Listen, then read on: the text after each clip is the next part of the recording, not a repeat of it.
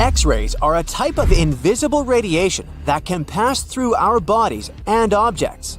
They're very important in the field of medicine because they allow doctors to see inside our bodies without having to perform surgery. Now, let's dive into how X-rays work. They're a kind of electromagnetic radiation, just like light or radio waves. However, they have much higher energy than light, which makes them able to go through objects that light cannot. Imagine you have a powerful flashlight. If you try to shine it through a wall, the light won't go through because the wall is too thick. But these rays have enough energy to go through walls and even our bodies. The discovery of X-rays happened by accident in the late 19th century. A scientist was experimenting with cathode rays, which are a type of radiation. He was working in his lab and noticed that a nearby fluorescent screen started to glow, even though it was not directly exposed to the cathode rays. He realized that something invisible was causing the fluorescence, and he named it X-ray, because X is the mathematical symbol for something unknown. He continued experimenting with such rays and discovered that they could pass through many objects, like flesh and bones, but not through denser materials like metal. He also found that X-rays could create images on photographic plates, just like a camera takes pictures. The way this works is quite fascinating. Imagine you're standing in front of a bright light and you hold your hand in front of your face. Your hand blocks the light and you can't see through it. But if you place a sheet of tissue paper in front of your hand, some light will pass through, and you'll be able to see the outline of your hand. X-rays work in a similar way. When a doctor wants to take an X-ray of a part of your body, they will ask you to stand or lie down next to a machine. This device has a special plate that can capture the image. Let's say the doctor wants to further examine your arm. They will place the X-ray plate on one side of your arm and the machine on the other side. Then, the machine will produce a controlled burst of X-rays that pass through your arm. Remember how we talked about the tissue paper allowing some light to pass through? Well, in this case, some of those X-rays will go through your arm, while others will be absorbed or blocked by the denser parts of your body, like bones. The plate captures the X-rays that pass through your arm, and it creates an image. This image shows the bones and other structures inside your body, allowing the doctor to see if there are any problems or injuries. Now, you might be wondering why X-rays can pass through some things but not others. It has to do with the density and composition of the objects. Denser materials like bones absorb more X-rays, so they appear white in the image. So when you look at the result, you'll see your bones as white shapes. Other tissues like muscles and organs are less dense and allow some of those rays to pass through, so they appear as gray shadows.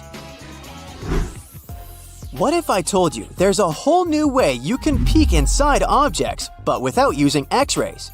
I'm not talking about magic powers. Take a comfortable seat while I explain what myography is. This fascinating scientific technique allows us to see inside objects and even beneath the Earth's surface using a special type of particle called a muon. These elementary particles are very similar to electrons, but they're much heavier. They are created high up in the Earth's atmosphere when cosmic rays, which are particles coming from space, collide with the air molecules. Now, muons are special because soil and even buildings. Scientists realized this potential back in the 1950s when they were studying cosmic rays and noticed that some of the particles could pass through thick materials. The first muography experiments took place in the 60s. Specialists discovered that muons can be detected using special devices called muon detectors. These detectors are usually placed underground or in specially designed laboratories to shield them from other particles and background radiation. Now let's dive into how muography actually works. Imagine you have a large object, like a pyramid, a mountain, or even an ancient statue, and you want to see what's inside without damaging it. First, detectors are positioned around the object or in the area you want to examine. These detectors are sensitive to muons and can track their paths. When such a particle passes through a detector, it leaves a trace, like footprints in the sand. By collecting data from multiple detectors, scientists can reconstruct the paths. Here's where things get really cool. The Earth's atmosphere acts like a natural filter for muons. It turns out that the more massive an object is, the more particles it will block. So, if you have a large, dense object like a mountain, fewer muons will pass through it compared to a smaller, less dense object, like an empty box. This difference in the number of particles that reach the detectors can give us clues about what's inside the objects. Scientists use computer algorithms and mathematical techniques to analyze the data and create images. These images represent the density distribution of the object being studied. It's like creating a map that shows where the densest areas are and where there's gaps inside the object. The concept of muography is similar to using shadows to understand the shape and size of an object. Imagine you're standing in front of a bright light and you place your hand between the light source and a wall. You'll see a shadow of your hand on the wall.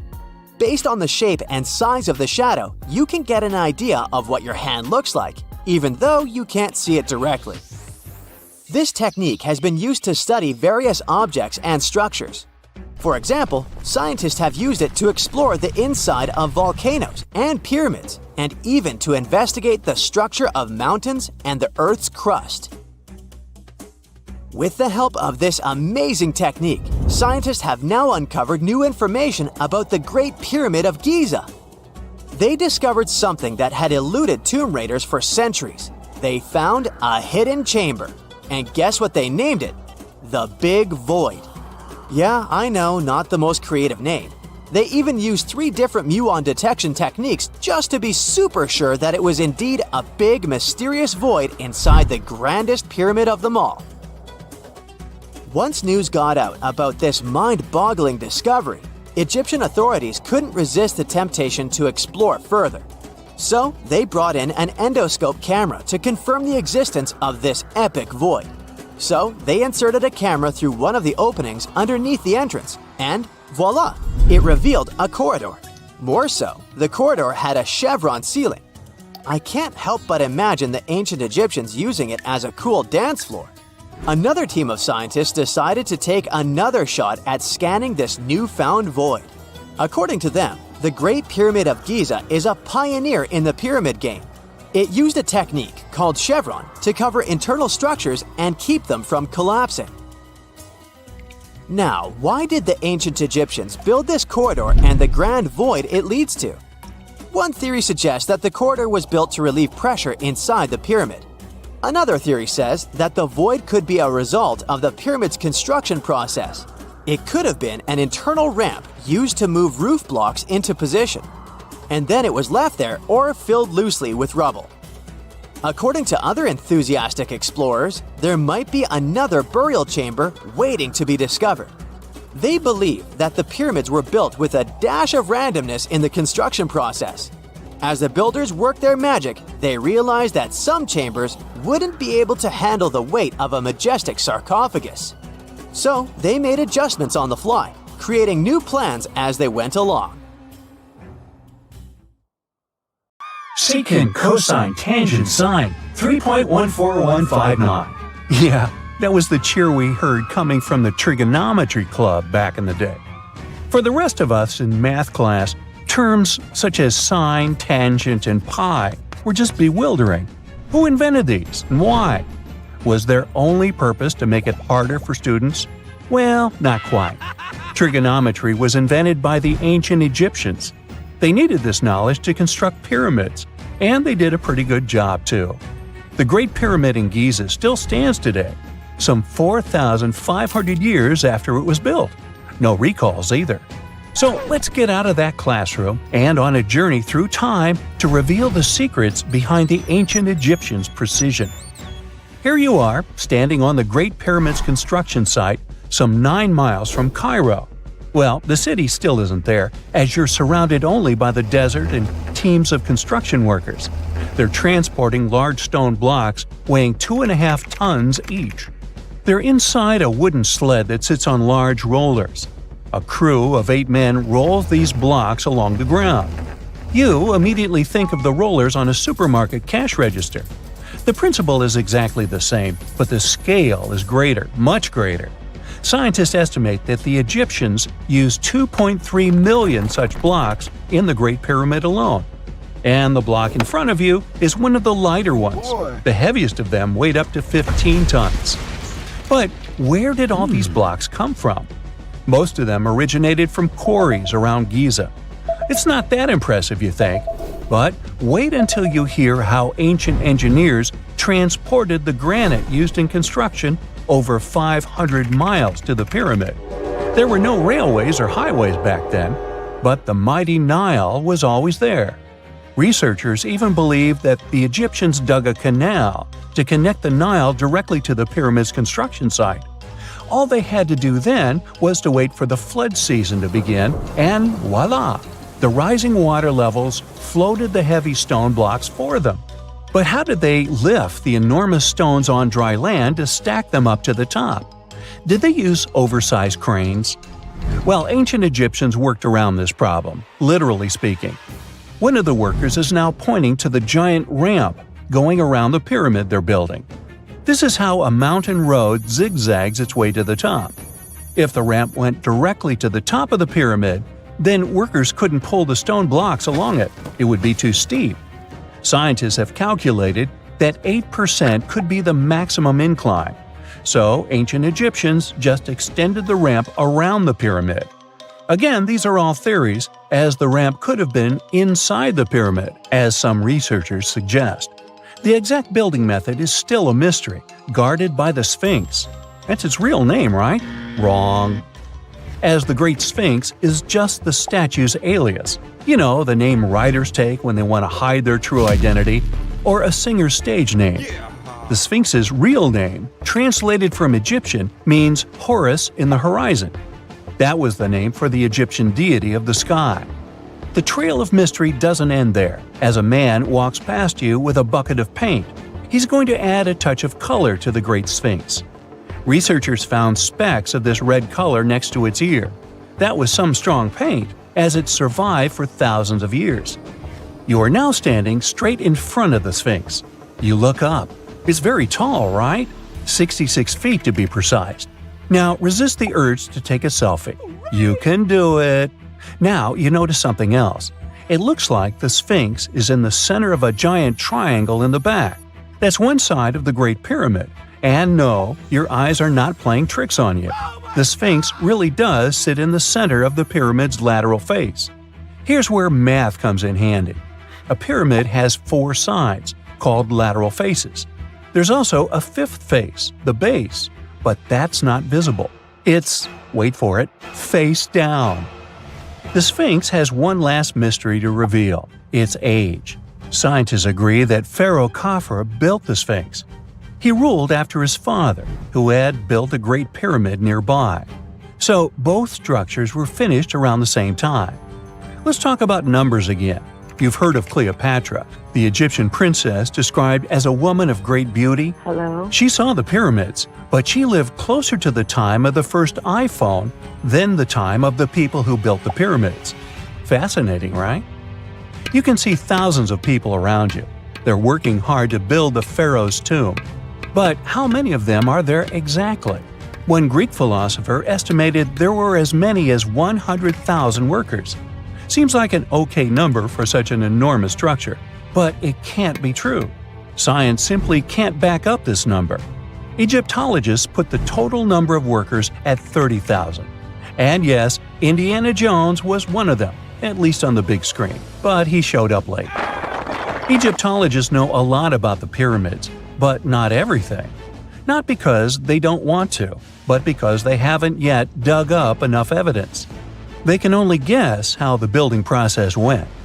First, engineers would arrive to choose the right spot and do the necessary measurements. That's why they needed all that complicated math. Then, it's time for sourcing the material, the large stone blocks I mentioned earlier. When boats deliver them to the site of the future pyramid, workers can finally do their thing. They operated in smaller groups. but there were at least 2,000 of them chiseling and carving away at any given time. Sounds like a typical construction. It's amazing what ancient Egyptians were able to achieve with just copper and stone tools. The pyramid is now complete in front of you. But is it the same pyramid we see today? Why is this structure shining bright in the desert sun? Isn't it supposed to be a dusty yellow color? Well, no. Human activity and the elements have completely stripped the outer layer of stones over time. Expert craftspeople polished these blocks using nothing but stone and sand. The end result was a smooth and shiny rock. On the day it was completed, the Great Pyramid of Giza was a perfect triangle of light. Its polished sides acted like giant mirrors, reflecting the powerful Egyptian sun. This is the point where you should put your glasses on, and that shiny thing you see at the pyramid's very top is actually gold. The capstone at the top of the pyramid is called a pyramidion. It was covered in sheets of gold. As you can guess, these were the first stones to disappear. Let's make another stop before we get you back to your classroom. We travel to the British Isles, and no, Stonehenge isn't our destination. It is Newgrange in County Meath. Scientists estimate that the ancient peoples of Ireland built this stone monument around the year 3200 BCE. This makes it older than both Stonehenge and the Great Pyramid in Giza. The function of the circular mound in Newgrange is the same as the one of the Great Pyramid and equally mysterious. The estimated amount of loose stone present in the valley is over 220,000 tons. And it's not just randomly thrown on a pile. The order in which the stones are set makes the structure water-resistant. That would explain how Newgrange had survived for so long. Kinda makes you want to splash out the cash for that waterproof phone case, huh? Well, you're back in your school desk, but today's math lecture is the last thing on your mind. You're thinking about how great the Egyptian pyramids are, and if we have something similar today. It turns out modern engineers are just as impressed with the Great Pyramid as you are. There's a glass pyramid sitting in the main courtyard of the famous Louvre Museum in Paris. The panorama of San Francisco wouldn't be complete without the 48-story Transamerica Pyramid. But Las Vegas went the furthest. There we find the Luxor Hotel. It's so big that it's the third largest pyramid on the planet. And guess what's in front of it? Yup, a replica of the Sphinx. It's 110 feet tall, 2 stories higher than the one in Giza. Yeah, everything's bigger in Vegas. A Portuguese archaeologist just discovered a bunch of sunken ships filled with gold, including a Spanish galleon with 22 tons of gold and silver. This much gold today is worth about $2 billion, and this is the money from one ship alone. Archaeologist Alexandre Monteiro made this discovery almost by accident. He was studying some documents when he found some information about a ship that went missing in 1615, and he decided he wanted to find it. After many years, Alexandre found not just this specific ship, he actually discovered 8,620 shipwrecks in the waters of Portugal alone. Out of this number, 250 are gold-filled shipwrecks, a discovery that would make any Jack Sparrow shake in his boots. Most of these ships went down for boring reasons like the weather, but sometimes they were destroyed in battles, which may or may not have been super epic. They were carrying gold and other treasures from the New World to Europe, and of course, everyone wanted a share. Alexandre had been studying historical shipwrecks for 30 years now, so he has discovered many ships that went down in somewhat glorious ways. In 1816, for example, a ship of one of the richest men in Portugal sank in Australia, with an insane amount of 66,000 silver coins. This was the first ship from Portugal to ever plunge in the waters of Australia. The bad news is that these ancient sunken vessels, filled with riches and epic stories, are not so easy to reach. They're deep down in the ocean and covered by sand. You could still try, but that would be stealing part of a country's history, and you wouldn't want to be that person, would you? Naturally, Portugal was not the only country that explored the seas back then. The coast of Europe is packed with sunken ships filled with gold. In fact, there are about 1 million historical shipwrecks underwater right now, and the treasures abandoned under the sea might be worth around $60 billion. It's an insane amount of money, but let me tell you that these gold-filled sunken ships aren't really worth the hassle. There are many stories of maritime treasure discoveries that turned into insane lawsuits and even long jail time. Our first story starts in 1746, when a violent storm crashed a ship called Prince de Conti near an island in Brittany. The ship was filled with tea, ceramics, and 100 gold ingots. Of course, the owners of the ship tried to save the loot, but if it's not easy now, imagine how it was back in the 18th century. It took more than 200 years for the vessel to be found. It finally happened in 1975, when a group of French men discovered it and decided to take pretty much every valuable thing they could find. Now, I said these things were not worth the trouble for a reason. In France, if you find anything that can be historical, you must declare it to the local authorities within 48 hours. Fail to comply, and you will be committing something known as a crime. To be fair, our French friends here did declare their findings, but only the corroded cannons from the ship. And the gold? Well, they sold it. Obviously, because each gold bar is worth between $125,000 to $231,000. It took French authorities almost 50 years to retrieve the stolen gold, and they didn't retrieve all of it.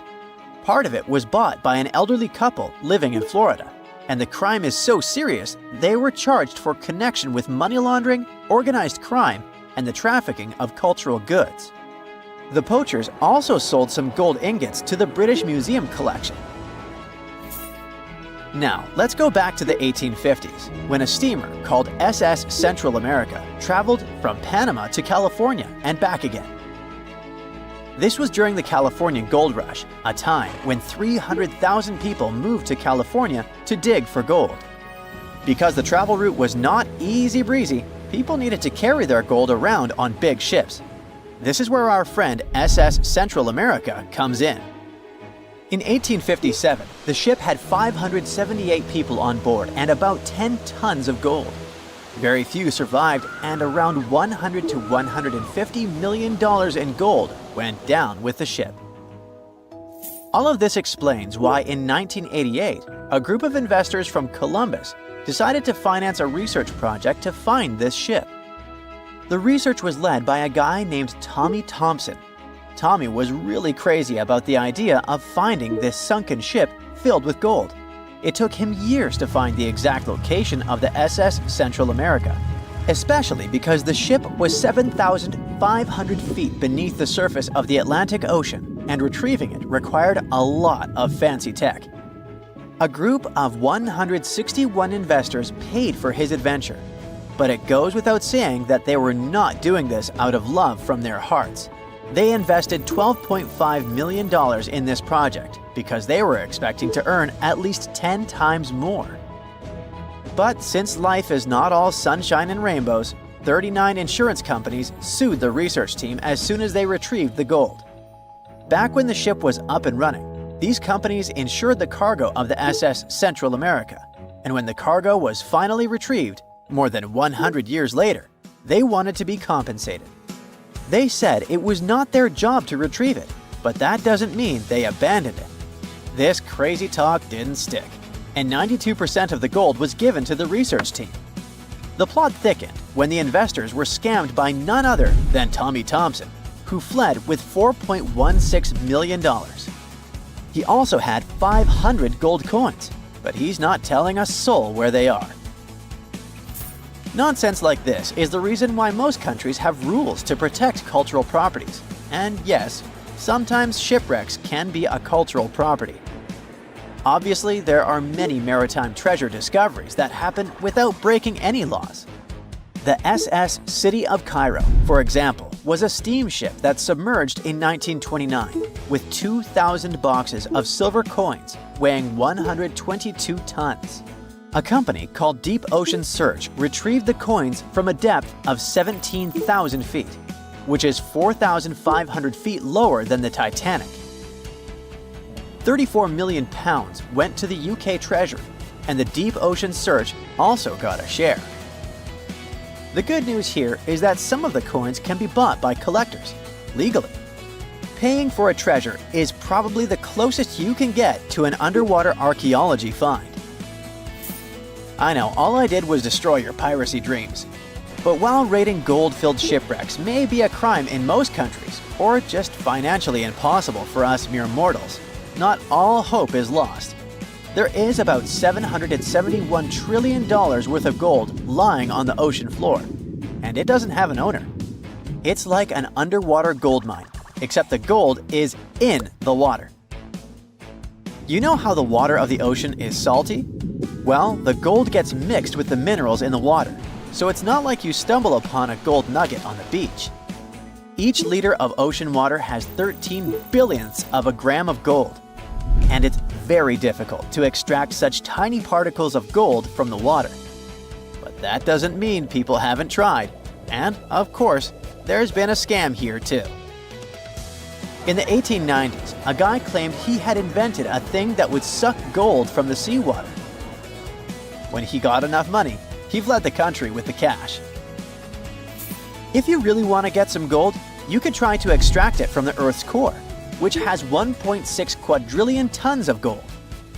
There's 16 times more gold in the Earth's core than what humans have mined in the whole of history. No hoax involved here, because nobody has dared to go down there yet. With archaeologists discovering gold-filled sunken ships out and about, maybe we can make our own maritime treasure discoveries, or at least save enough money to buy some silver coins. Stonehenge wasn't a witchy monument to travel through time. It was actually constructed as a hope to build a different future.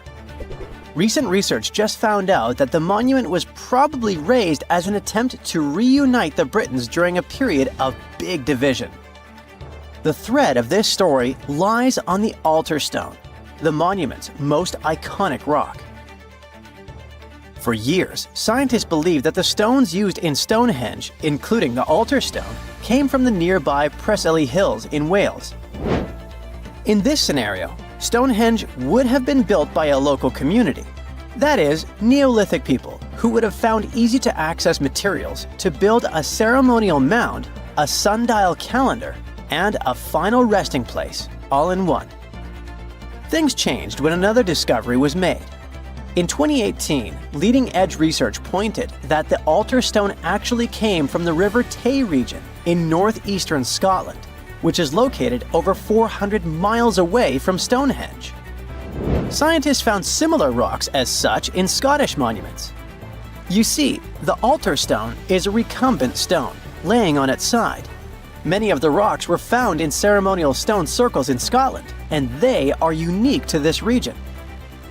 When this discovery broke through, it got archaeologists thinking. Maybe Stonehenge wasn't just a local project, but a wider collaboration between different tribes and communities across Britain. To understand this, we need to rewind to around 3000 BCE. That's when Britain still wasn't a unified country per se. Rather, it was a patchwork of tribes such as those coming from southern or eastern Europe, each with their own customs and beliefs. As an island, Britain's population changed many times. Britain was mainly composed of farmers who descended from people from the Middle East and arrived on the land around 6,000 years ago. This group thrived in the area until 2500 BCE, when another group coming from the regions of the Netherlands and Germany started to appear. These ones, also known as the Beaker people, were responsible for the large population turnover that Britain experienced during the Neolithic period and the years that followed. The Beakers were called so because of a specific type of pottery they used to make and bury their loved ones with after their passing. It's possible that the original dwellers of the land didn't like it that their land was being repopulated, and what researchers suggest is that Stonehenge was this attempt to reunite the original Neolithic farmer population and regain some type of identity control over their land. They would have invested a lot of time and energy in bringing the altar stone all the way down from Scotland, without the help of wheel technology, for example. You see, the wheel had already been invented in Lower Mesopotamia, but since there was no Wi-Fi at the time, the Brits weren't aware of this technology until much later on. This whole territorial crisis could have driven locals to use their resources to move the altar stone to Salisbury Plain in England, in order to reunify the land. You see, Stonehenge wasn't built in one go. Its history dates to around 3000 BCE. That's when the monument was just a circular ditch and bank known as a henge. Inside, they placed wooden posts and possibly totem-like carvings. This version of Stonehenge wasn't about rocks yet. It was more of a ritualistic place and possibly a final resting place. They found several cremation pits from this period, making it the oldest resting place in all of Britain. It was only around 2600 BCE that the blue stones came around. The naming might be a bit misleading since they're not literally blue rocks. They have a bluish tinge to them when they're freshly broken, hence the name. These smaller rocks probably came from the Preseli Hills in southwest Wales, which is about 150 miles away from Stonehenge. Some researchers say that the ancient ones believed that blue stones had healing qualities. So we can maybe guess why they went through all of the trouble to move them from Wales to Salisbury Plains, huh? A little bit later than that, circa 2500, that's when we start having the Stonehenge we know and love today. That's when the Sarsen stones started to arrive. The Sarsens are Stonehenge's huge stones. I mean, each Sarsen can weigh around 25 tons. That's as much as 3 African elephants stacked together. The Sarsens make that iconic outer ring circle. Supposedly, that's also when the altar stone was moved from Scotland directly to the heart of Stonehenge. The altar stone is the largest of the blue stones used to build Stonehenge. Today, the altar stone lies recumbent at the foot of the largest trilithon of the monument. In case you don't know, the trilithons are the horizontal stones used to form those famous arches we see today. And here's where the story takes a twist. For nearly a century, scientists believe that the altar stone came from the same area as the blue stones, the Preseli Hills in Wales. It made sense back then. If you're already hauling stones from Wales, why not grab a special one to be the so-called altar? Except that theory started crumbling in 2018, when a team of researchers decided to dig deeper. They used advanced geochemical analysis to pinpoint where the altar stone's sandstone actually came from, and it turns out it wasn't Wales. Instead, the results pointed north, specifically to the Orcadian Basin in northeastern Scotland, 400 miles from Stonehenge. This revelation changed the whole script of Stonehenge's story. How would they move the rocks, you may ask? Well, there's an old theory known as the ice road that suggests that the rocks were moved by natural icy pathways that formed during the winter. This way, they could slide the rocks down all the way to Stonehenge. But hey, if we're talking about a distance of over 100 miles, that's not too realistic. Anyways, this theory was debunked because it was warmer back then than it is today. There's also the river theory that suggests that the rocks were floating along the river from the quarry to the site. But if we're talking about Sarsen rocks, they're too heavy to float. So there goes this theory. What we're saying is, no one knows how the rocks were moved. Another interesting info came from all the research done in Stonehenge. A recent laser survey of the stones revealed the different stone working methods used and has shown that some parts of the monument were more carefully finished than others. In particular, the northeast side and the inner faces of the central trilithons were finely dressed. FYI, a trilithon is one of Stonehenge's most famous shapes. It's when 2 huge monoliths receive a third one on top of them, connecting the 2 together. This fancy word is just Greek for having 3 stones. But anyway, the bigger question, and maybe why Stonehenge is so famous, is why it was built in the first place. You see, Stonehenge's entire layout seems to have been carefully planned to align with the movements of the sun. The monument's architecture is particularly attuned to the solstices, the shortest and longest days of the year. During the summer solstice, the sun rises perfectly in line with the heel stone, casting light straight into the heart of the stone circle. A spectacular, almost magical sight that surely wowed its ancient audience. But it's the midwinter solstice that seems to hold a special connection to the altar stone. As the sun sets on that day, its light aligns with the altar stone at the center of Stonehenge. To the builders of Stonehenge, this alignment may have symbolized more than just celestial precision. It likely carried profound ancestral and spiritual significance. The altar stone, illuminated by the setting sun, could have been seen as a bridge between worlds, connecting the living with their ancestors, the earth with the cosmos, and the present with the eternal. In a world without calendars, clocks, or weather apps, the solstices were everything. They marked the rhythm of life, guiding agricultural cycles and spiritual rituals alike. So Stonehenge wasn't just about the stones or the people who built it, but perhaps a way to honor their ancestral roots in an ever-changing world. Ever since Plato wrote about the allegory of Atlantis, humanity has been fascinated with the possibility of the discovery of a thriving underwater civilization. Fancy joining me on a trip to a few historic underwater sites? Let's see what we can find out about ancient civilizations. The first one on our list is what is being called the underwater Stonehenge. Scientists have recently discovered a mysterious pile of cairns that stretch for miles under the shimmering waters of Lake Constance at the borders of Switzerland, Germany, and Austria. Archaeologists began to explore the site back in 2015, and they haven't been able to understand yet what it was actually used for. What they do know is that there is a 12-mile line of 170 human-made stone cairns under Lake Constance. Scientists say this was most likely the result of a combined work of several villages. The cairn site was probably used for some collective purpose. The formations are huge. Some of them are several dozen feet wide. The most amazing discovery so far is that the site dates back to around 5,500 years ago. Now, what were we humans doing back then? We were living in the prime years of the so-called Stone Age. We were beginning to make artifacts from stone and use them to hunt and eat. Can you imagine what a knife and fork might have looked like back in those days?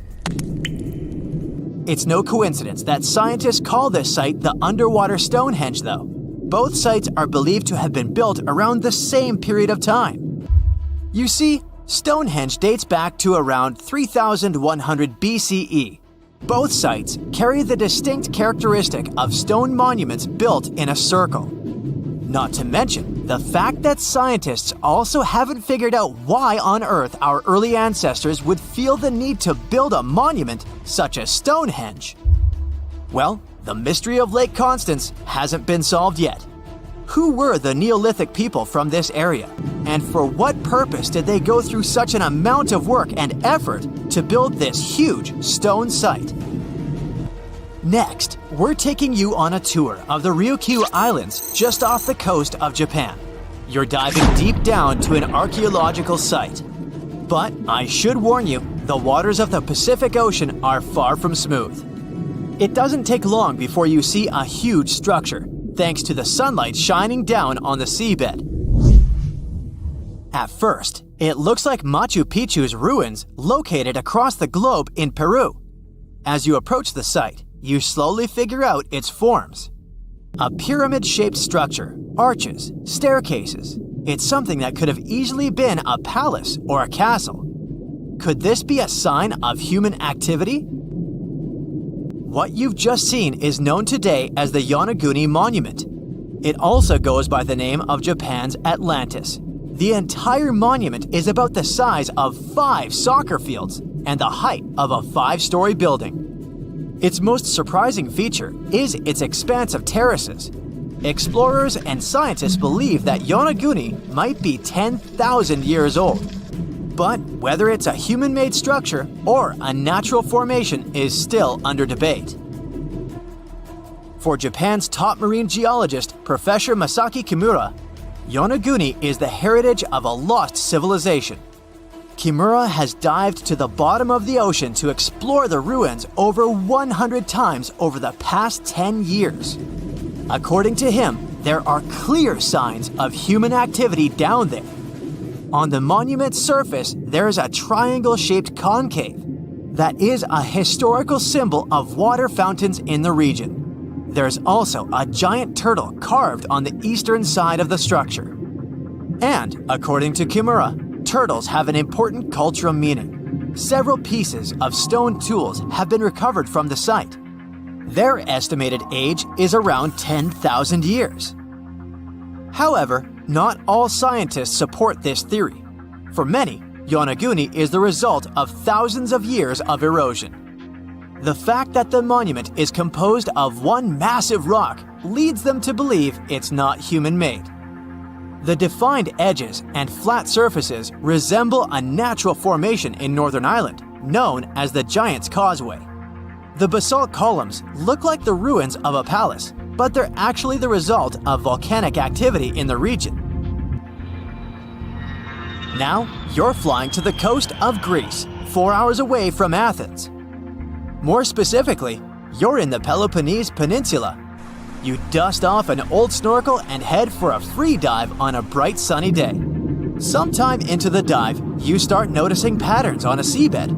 13 feet below the surface, outlines of familiar objects start to appear, one by one. As you continue swimming, what looks like the outline of an entire city emerges in front of your eyes. Are you wondering how water could have taken the whole city? Rocks are perfectly aligned into what appears to be the foundation of a building. This is Pavlopetri, an ancient city you've probably heard about for the first time. It was discovered by Nicholas Fleming, a British oceanographer, when he was on vacation in Greece. He had heard rumors about Pavlopetri's existence and indeed found several artifacts on the seafloor. He went back to the area a year later with the team. They found a site filled with pots, storage vessels, and tools. A kernstone, for instance, is a tool used for grinding grains and turning them into flour. Multiple amphoras indicate that this settlement dates back to the Bronze Age, 5,500 years ago, when people started living in towns. The settlement is believed to have existed for over 2,400 years. Today, Pavlopetri is considered the oldest submerged town ever discovered, and what's impressive is that it wasn't a simple village.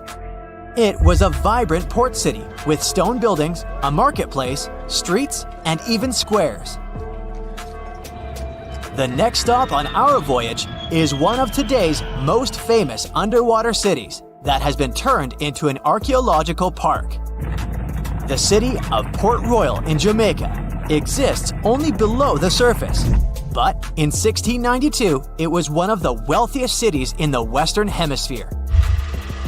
Port Royal was the center of the British Empire at the time and an important trade city that attracted people from all over the region.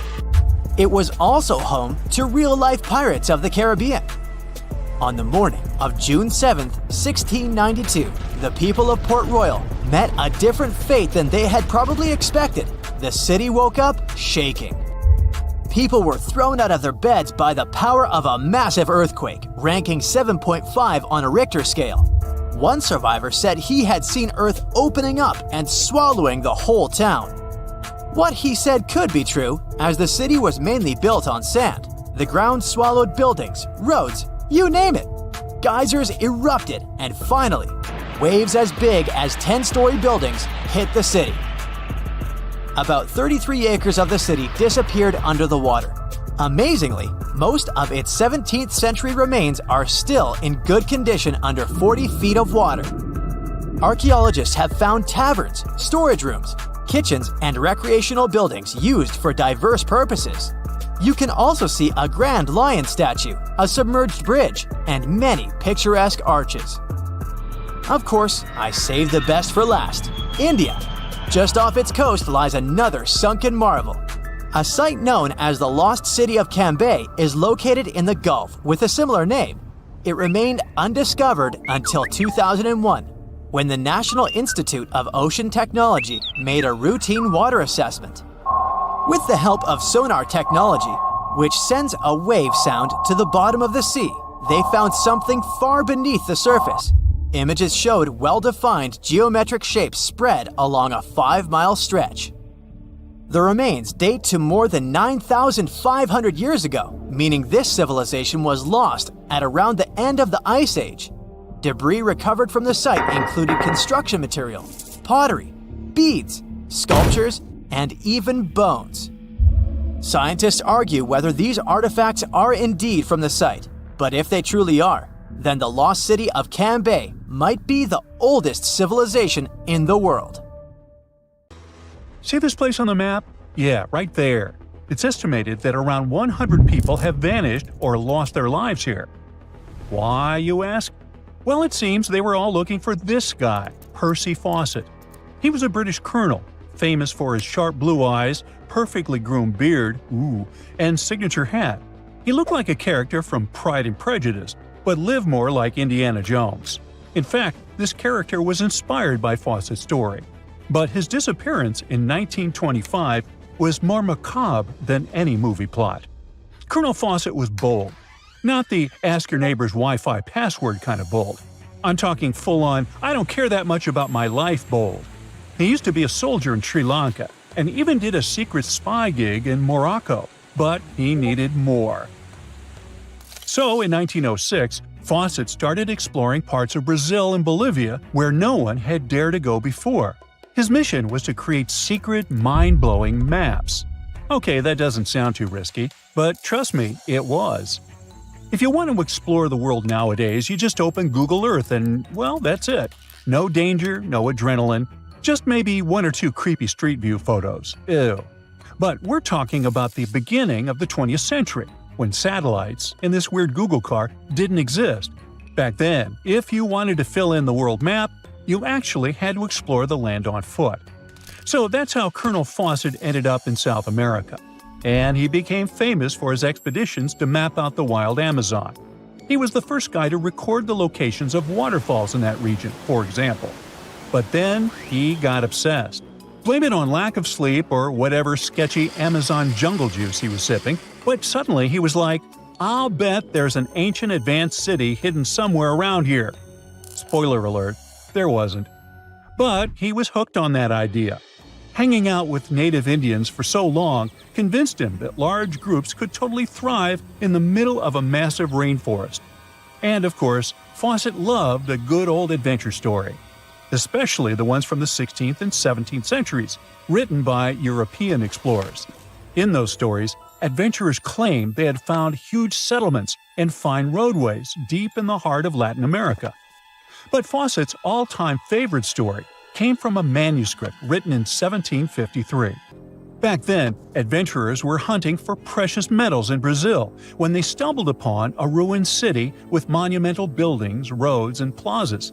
Oh, and every corner had a Roman-style spire. Naturally, the colonel was all in to find it. Too bad no one told him this manuscript is mostly considered a forgery. Yep, this story is as real as Snow White's.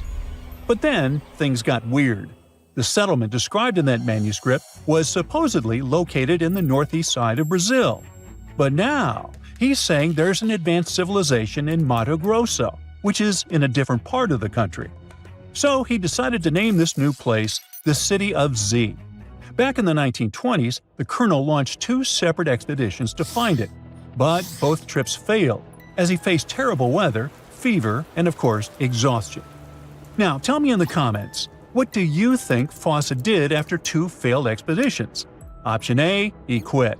Option B, he called his mom. Option C, he tried again because he didn't get the memo that the universe is clearly saying stop. Well, of course, option C is the right answer. This is relentless Fawcett we're talking about. So, 3 years later, the colonel finally gathered enough cash to launch yet another expedition in search of the city of Z. All he needed was a crew of people crazy enough to join him. Famous and experienced explorers were begging to come along. But nope, Fawcett decided to take his son and his best buddy instead. In January 1925, this brave trio set off on their journey.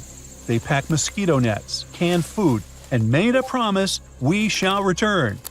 Another spoiler alert, they didn't. Uh-oh. The journey kicked off in New Jersey, and then they sailed all the way to Rio de Janeiro, Brazil. There, they stopped to grab some pack animals, like horses, and hired a couple of local guides. Now they were ready to head to the city of Cuiabá.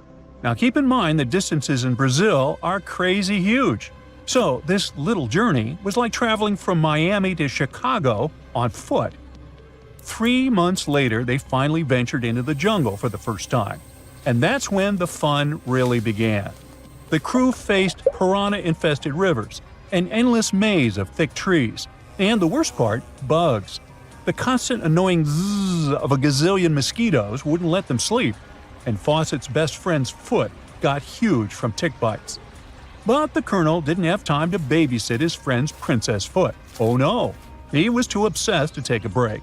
In fact, at some point, he was so far ahead of his companions that he had to camp alone for a night. On May 29th, Fawcett finally came to his senses. There was no City of Z. But did he let that stop him? Not really. He unpacked their gear and sent the local guides back to Cuiabá. But before saying a final goodbye, he asked them to deliver a letter to his wife, saying something like, "Don't worry, hon, our son is well and getting stronger every day." Sure he was. Anyway, after this dramatic farewell, the trio set off into the bush alone.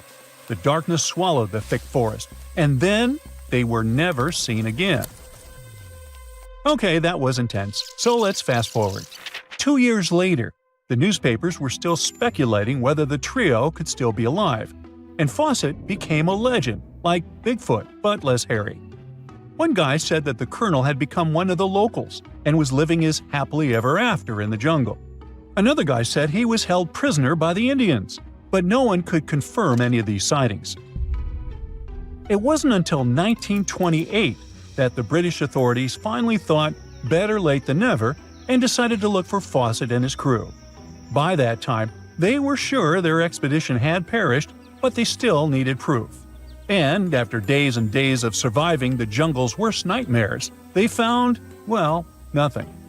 But in a weird way, this mystery inspired more explorers to look for them. It's estimated that about 100 people have passed away in this process, and a few have followed in the explorers' footsteps by disappearing without a trace.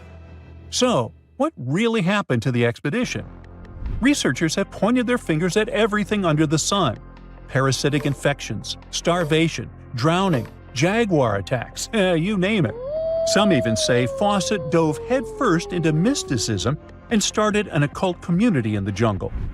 The Brazilian anthropologist Orlando Vilas-Boas was probably the one who got the closest to solving this case.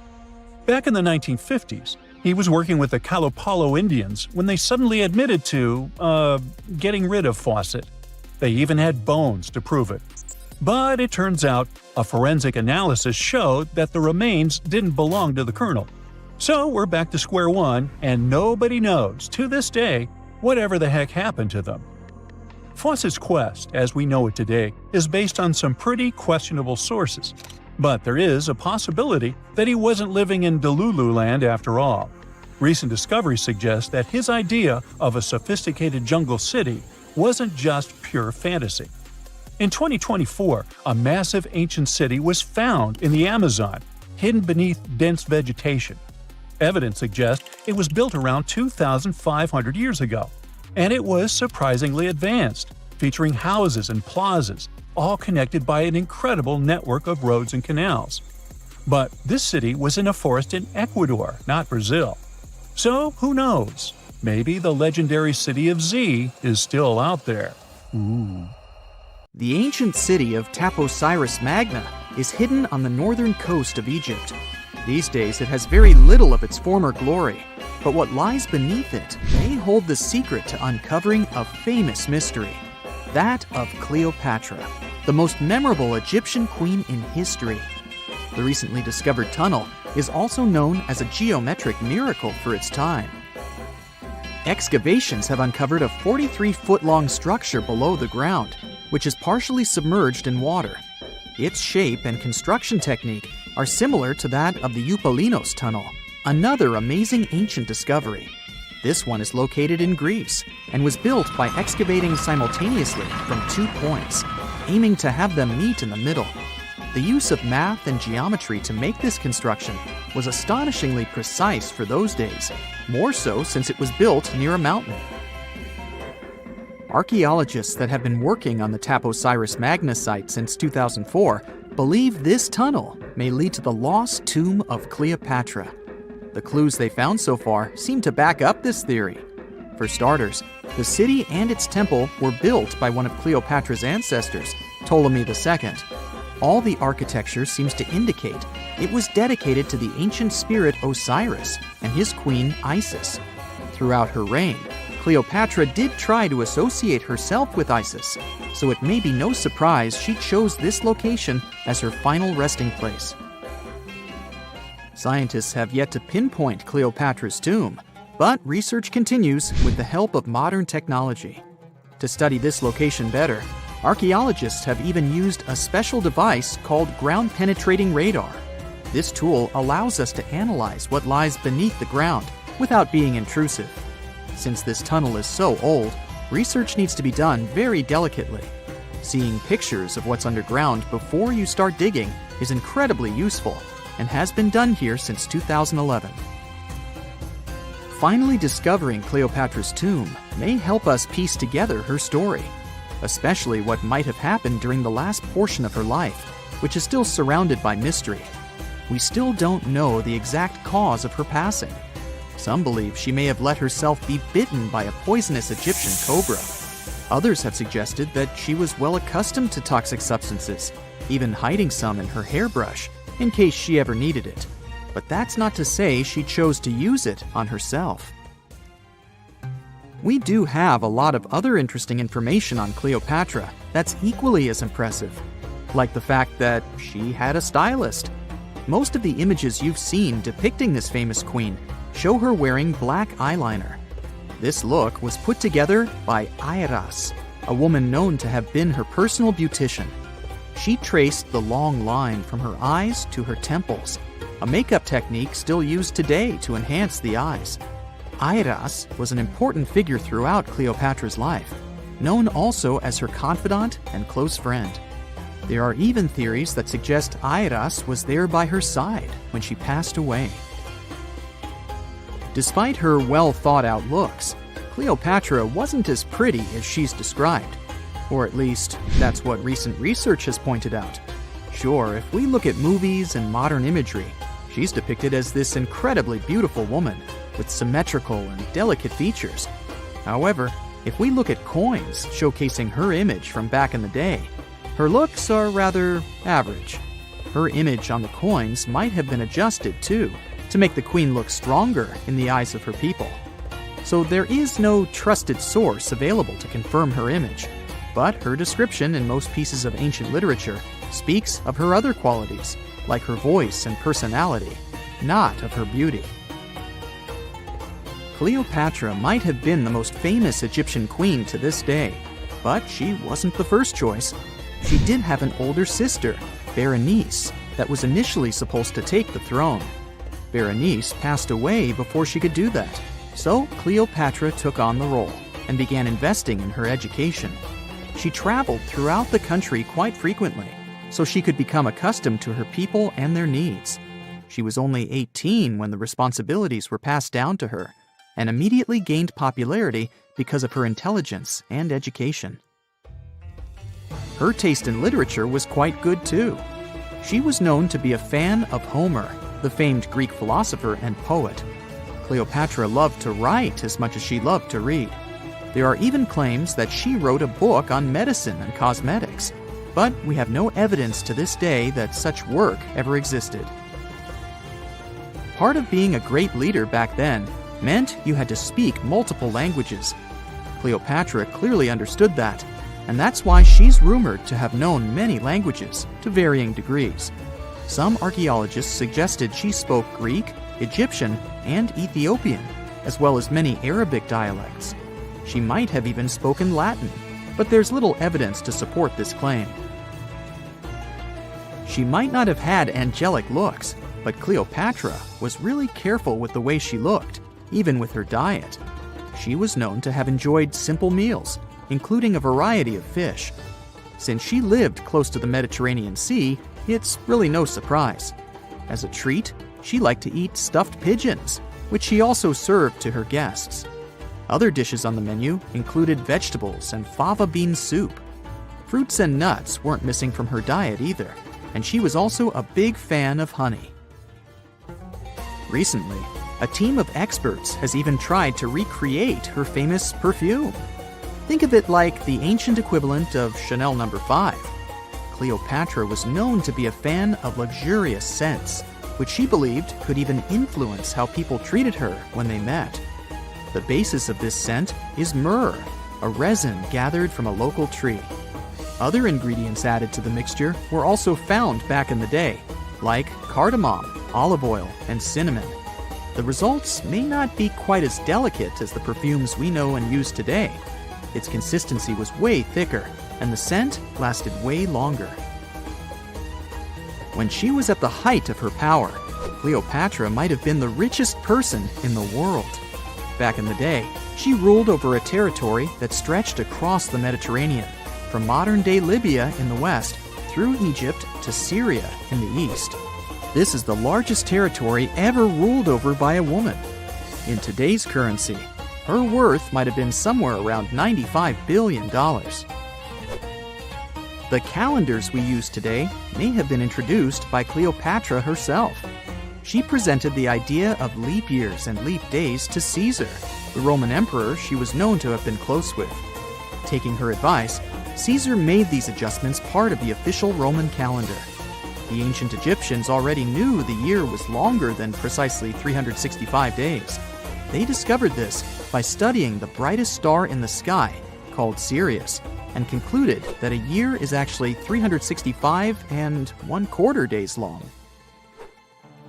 It was Elizabeth Taylor that famously introduced Cleopatra to pop culture when she played her in the 1963 film bearing the same name. Up until that point, it was the most expensive film ever made. It was originally supposed to cost somewhere around $2 million, but ended up costing a mind-boggling $44 million. That's mostly because of script and production issues.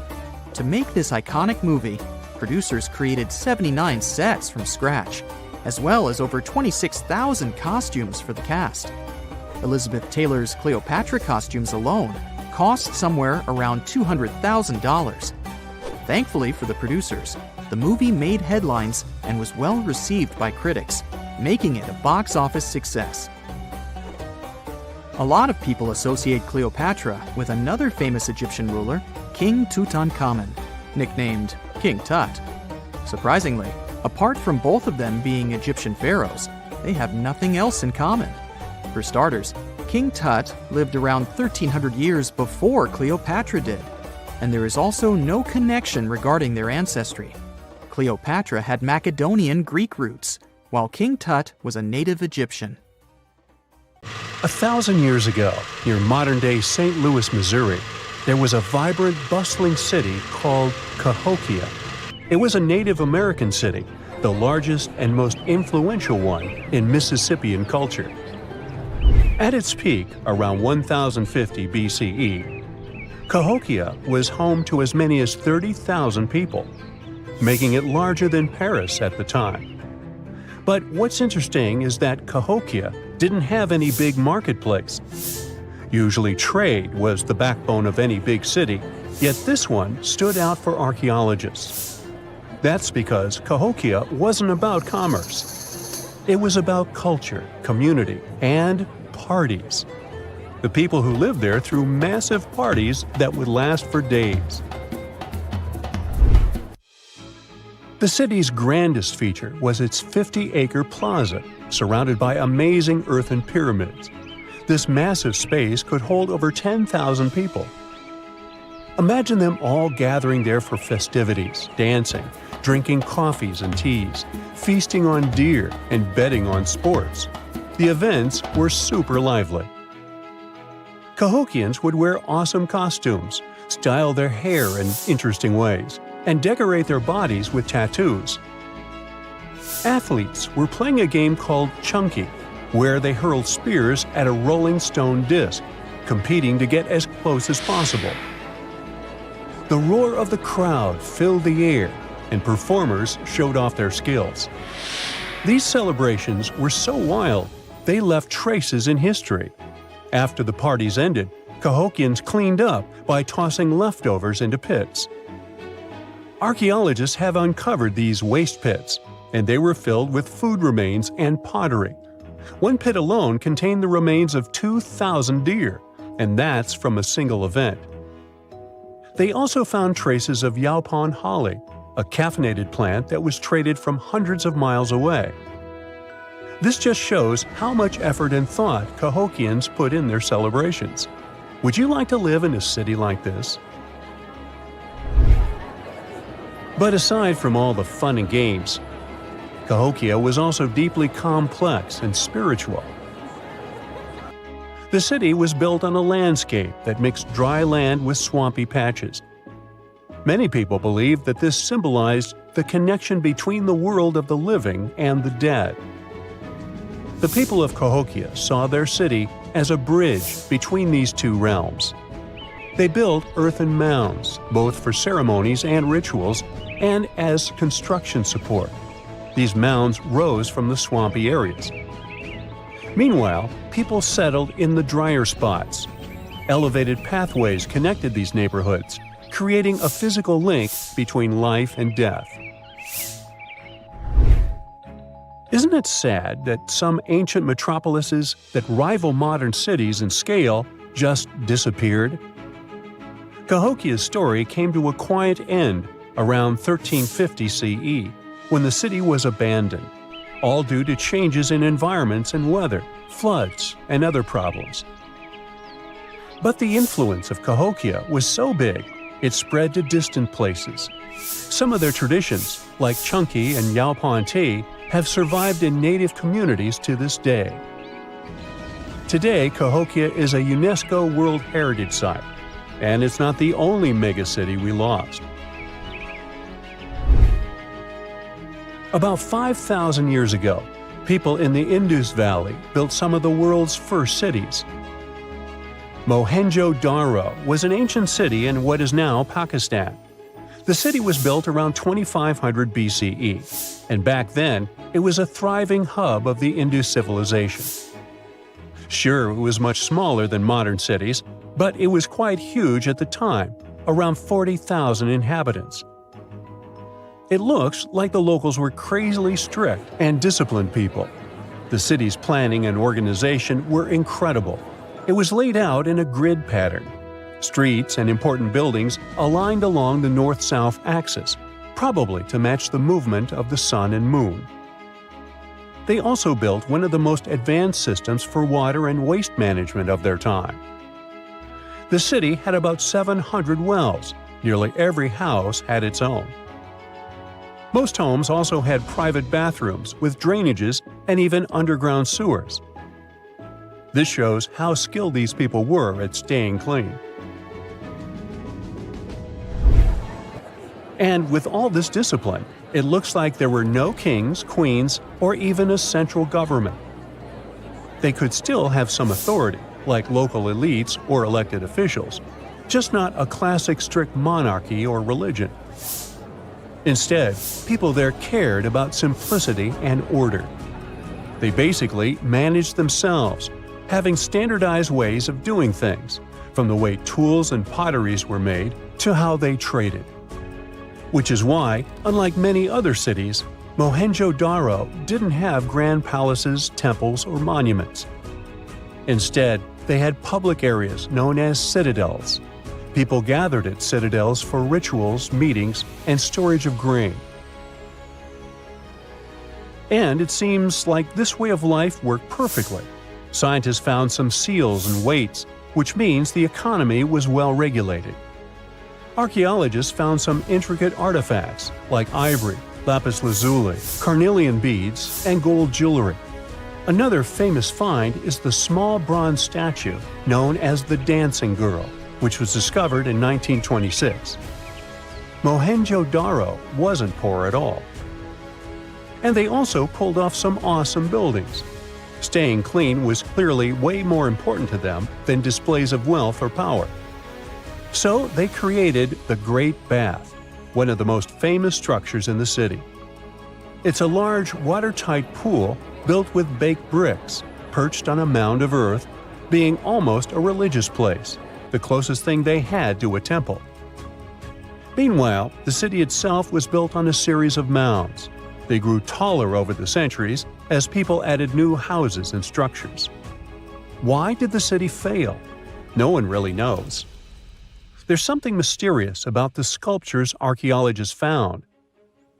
Many of them seemed intentionally broken.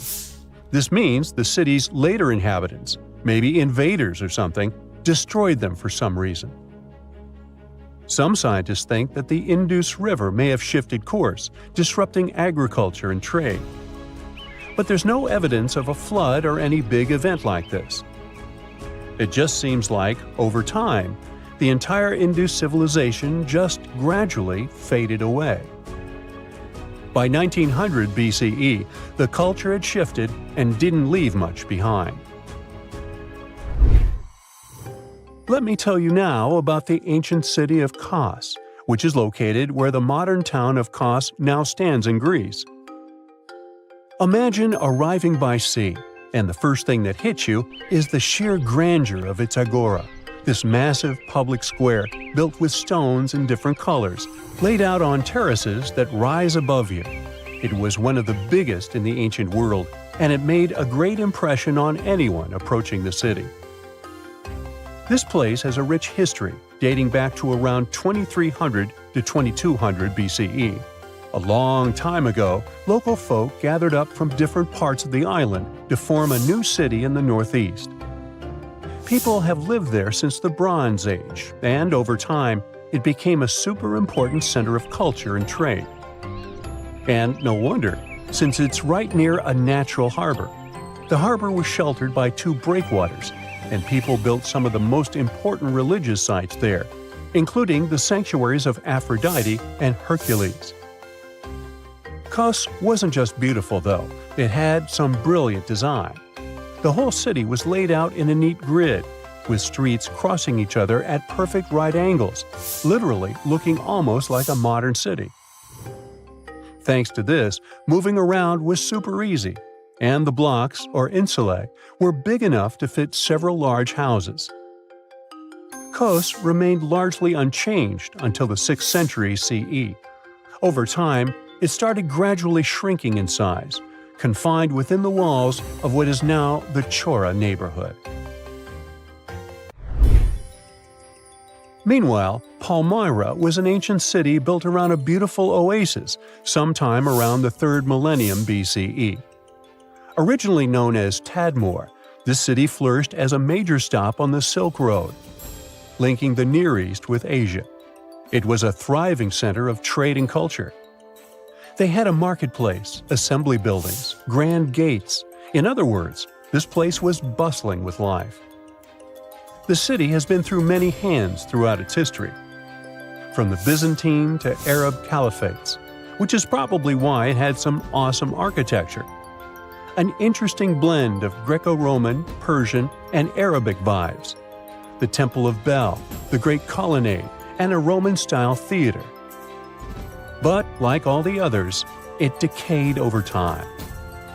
Palmyra's importance faded, and by the early 1400s, it had been largely destroyed. But at least its ruins remained. Right now, they're a UNESCO World Heritage Site.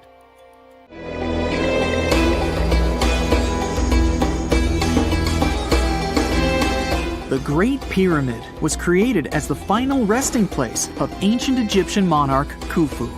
According to legend, French leader Napoleon entered the Great Pyramid and came back out looking shaken and super pale. He never revealed what he saw inside, but whatever it was is said to have affected him for the rest of his life. When Napoleon entered the pyramid, he would have walked through a super tight and ascending passageway.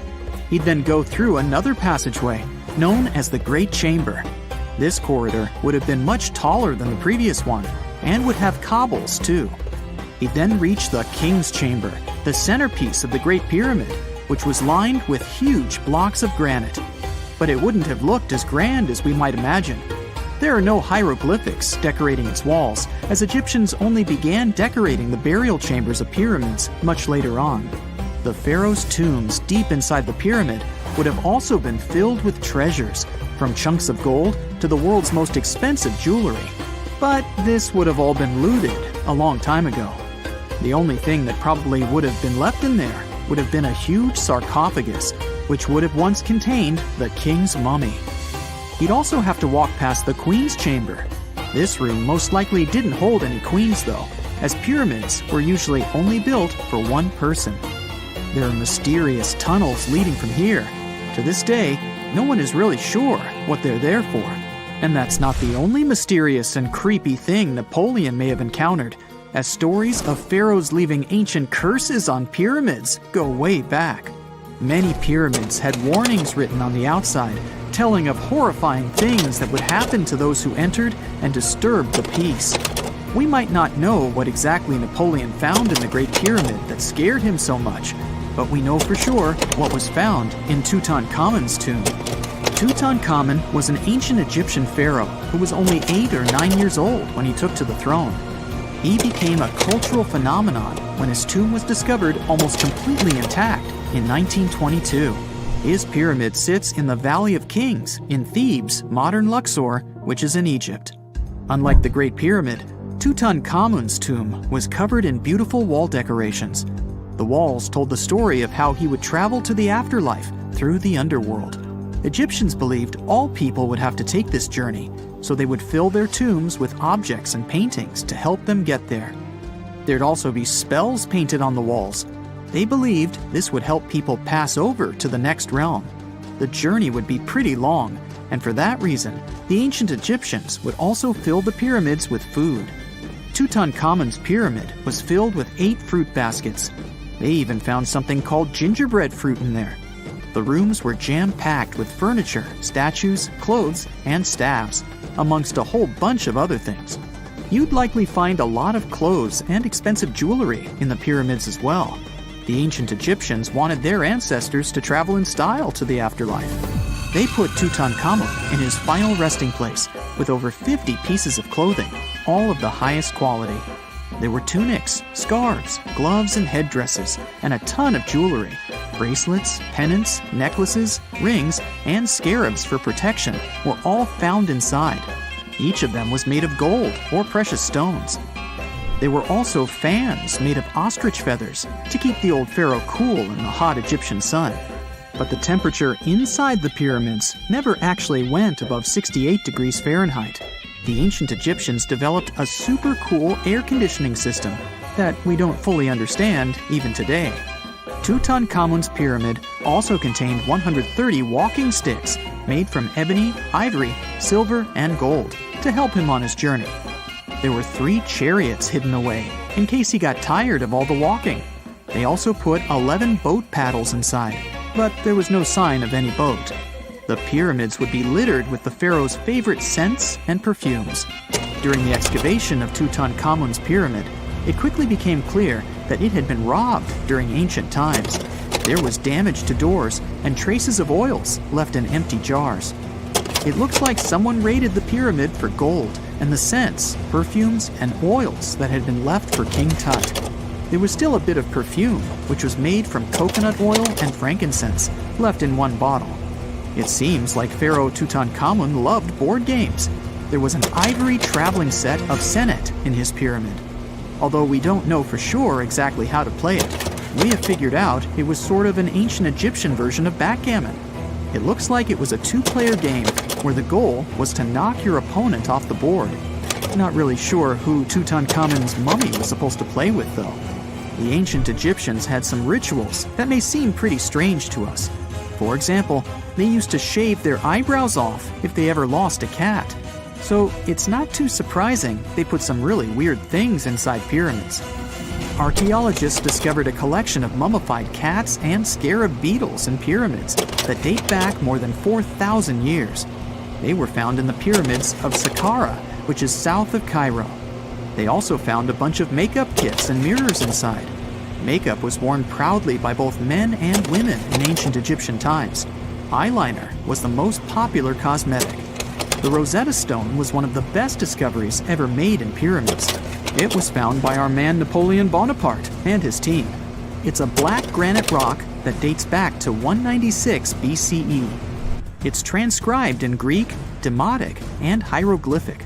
When it was translated in 1822, we got the key to understanding ancient Egyptian hieroglyphics for the very first time.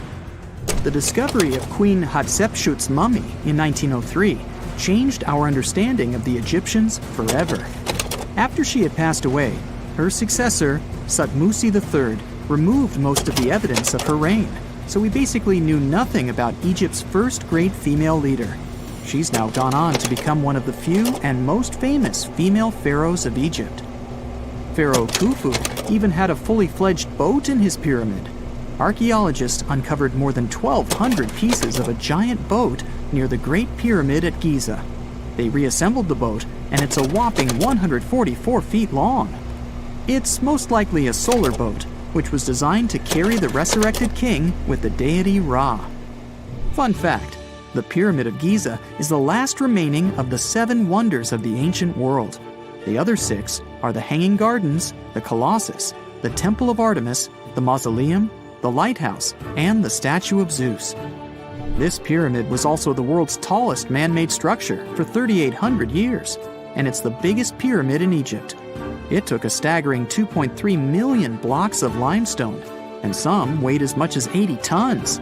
It took an incredible 100,000 laborers and a whopping 23 years to build. Its original height was a mega 480 feet. In 2017, archaeologists discovered something weird about Egypt's Great Pyramid.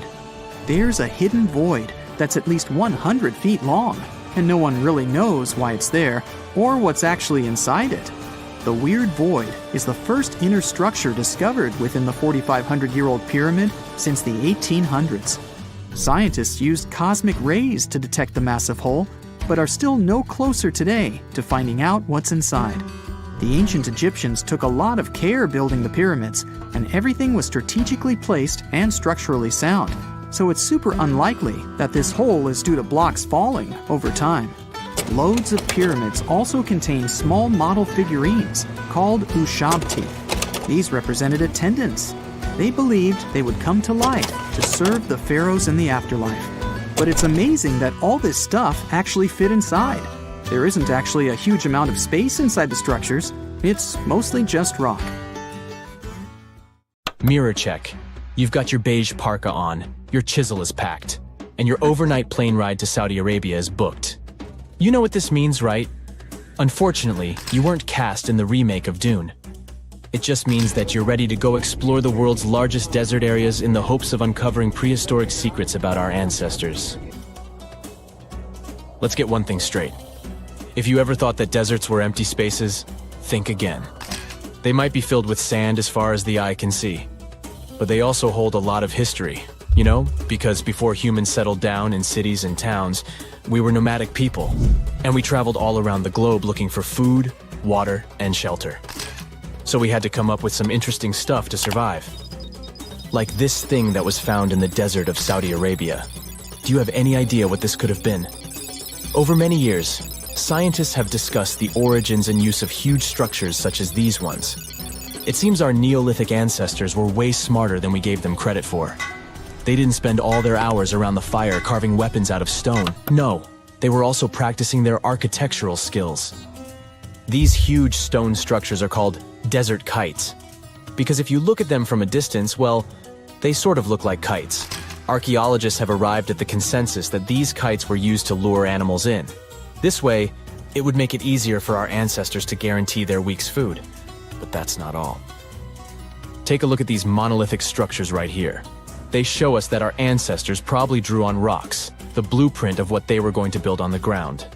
Just like modern-day architects, desert kites could be miles long, so they drew out a plan before actually building them. The most surprising feature of all is that these kites were built even before things such as Stonehenge. We're talking around 7,000 to 9,000 years ago. Over the last decade, scientists have been able to identify over 6,000 desert kites spread across the Middle East and West and Central Asia. If you don't think this huge, try building something this large without the help of any drones. It looks like a pretty difficult feat to me. And apparently, Saudi Arabia's desert is filled with more amazing things. Scientists have found mysterious stone structures that are older than the pyramids of Giza in Egypt. So of course, you can't wait to go check that out. Can we all agree that carrying around heavy rocks to build a pyramid without the help of modern technology sounds absurd? I mean, how on earth did they do it? Now imagine turning back the clock about 2,000 years into the past and finding humans that built similar gigantic structures in isolated areas. Take a look at these so-called mustadils. They are rectangular structures built from piled-up stones, found over 77,000 square miles. Some archaeologists believe that these monuments were used for ritualistic purposes, maybe processions of some kind, where people would walk from one end of the plateau to the other. I'd be down for that. Now let's move on to another deserted area. We're entering the world-famous Sahara Desert landscape. Isn't it beautiful? Here, you're about to unravel an ancient mystery, something that took years for researchers to solve. Fun fact, the Sahara Desert is the world's largest hot desert. It spans over 3 million square miles, which would be like putting 1,000 times the country of Hawaii next to each other. We say it's the largest hot desert because the world's largest desert area is Antarctica. But we all know temperatures over there are freezing, not the typical image of when we think of a desert. Deep into the desert, near the Algerian town of Fougeret et Zoua, something strange was found. For decades, these tiny dots appeared on images of Google Earth, but nobody could explain what they were. Some scientists were sure that these circles are the result of oil activity in the region. Others guessed that these were ancient fogeras or ancient water wells. There are dozens of them, stretching for miles and miles in a straight line. The strange thing is that they are always far away from any town, road, or human activity in general. So what was or is their purpose? If you had to take a guess, what would you say? Remember we talked about how our ancestors had to be creative in order to survive in the desert? Let's try to walk in their shoes for a minute. Imagine you're a nomadic hunter-gatherer living in a desert area. You spend your days basking in the hot sun, trying to count all the grains of sand around you. But you also need to eat and drink water. But how on earth do you get water in a desert? Sure, you can hope to keep running into oasis every week or so, but that seems a bit risky, doesn't it? That's why North African people invented the so-called fogeras. The fogeras are a 2,500-year-old irrigation system. Locals would dig deep wells in elevated areas, wells deep enough to tap into underground water. Then, they would dig parallel shafts at regular distances. This way, the water would flow from the main well down into all the shafts and irrigate entire areas. Travelers could stop by the shafts and quench their thirst. They could also raise livestock and tend to crops. Pretty clever, huh? As much as these holes did look like fogaras, a little bit of research would show you that they're not. You see, these shafts were built in a line, and not in a circular shape like the ones we're looking at now. So maybe it has something to do with the second option? Maybe these desert holes were related to oil activity in the region? Let's have a look at the holes up close and personal. From Google Earth, they don't seem that big, but in real life, they are huge craters. The tip to uncovering what they are is hidden beneath the sand. If you were one of the researchers originally uncovering the truth behind this mystery, you would have found something unique hidden in the sand. Old dynamites and vintage sardine cans. Putting the pieces of the puzzle together, scientists found that these sardine cans were a model from the 1950s and 1960s. It seems that entire teams from that decade would camp out while they surveyed the area for oil. And what about the dynamites? These were used for seismic surveying. This is an old technique, used to identify if there is oil and gas beneath the Earth's surface. Still in North Africa, you find out about another desert mystery worth exploring. Near the city of Tiaret, southwest of Algeria's capital, One runs into 13 peculiar monuments. These structures are also called jedars, and yes, I am aware of how much that may sound like a Star Wars reference. They are pyramid-like in their shapes, and as far as scientists know, they were used as final resting places for the people who lived in the region. Can you guess who these were? Most likely the Berber nomads. And since we're talking about ancient stuff, they were probably built between the 4th and 7th centuries CE. Once scientists began to explore the insides of these monuments, they found they were pretty big inside. They found large underground vaults, chambers, and labyrinth-like corridors that gave way to over 20 compartments. It could take you up to 2 hours to walk around in them, and apparently our ancestors also used its walls to depict images of animals and hunting scenes. There's no definite proof of what these jedars were used for, though. This is so neat, huh? I'm sure that our world's desert is filled with many more mysterious things for us to unravel. I guess I'll see you next time so that we can continue our explorations. There are entire communities of unusual tiny organisms that live in lagoons in Patagonia, and they are some of the first forms of life ever. No one had known about them until two scientists, Brian and Maria, went to explore certain areas in Patagonia. Now, Patagonia occupies nearly half of Argentina, and few people live there, only some farmers and sheep ranchers that mostly stay near rivers and grow things such as apples, pears, and alfalfa. A long time ago, it was a wild and distant place where Indian tribes lived. But this time, we're going to follow the tracks of life forms that appeared long before humans and look closer at these interesting microorganisms Brian and Maria found. Those two had to drive for 9 hours on some rough roads to reach their destination. They stayed in a small village. Only 35 people live there. These people depend on just one spring because it almost never rains there. On the last night in the village, Brian realized that satellite images he had taken had shown a set of lagoons that were only 10 miles away. The next day, the small team jumped into a car and went up the road as far as they could until it became too difficult to drive.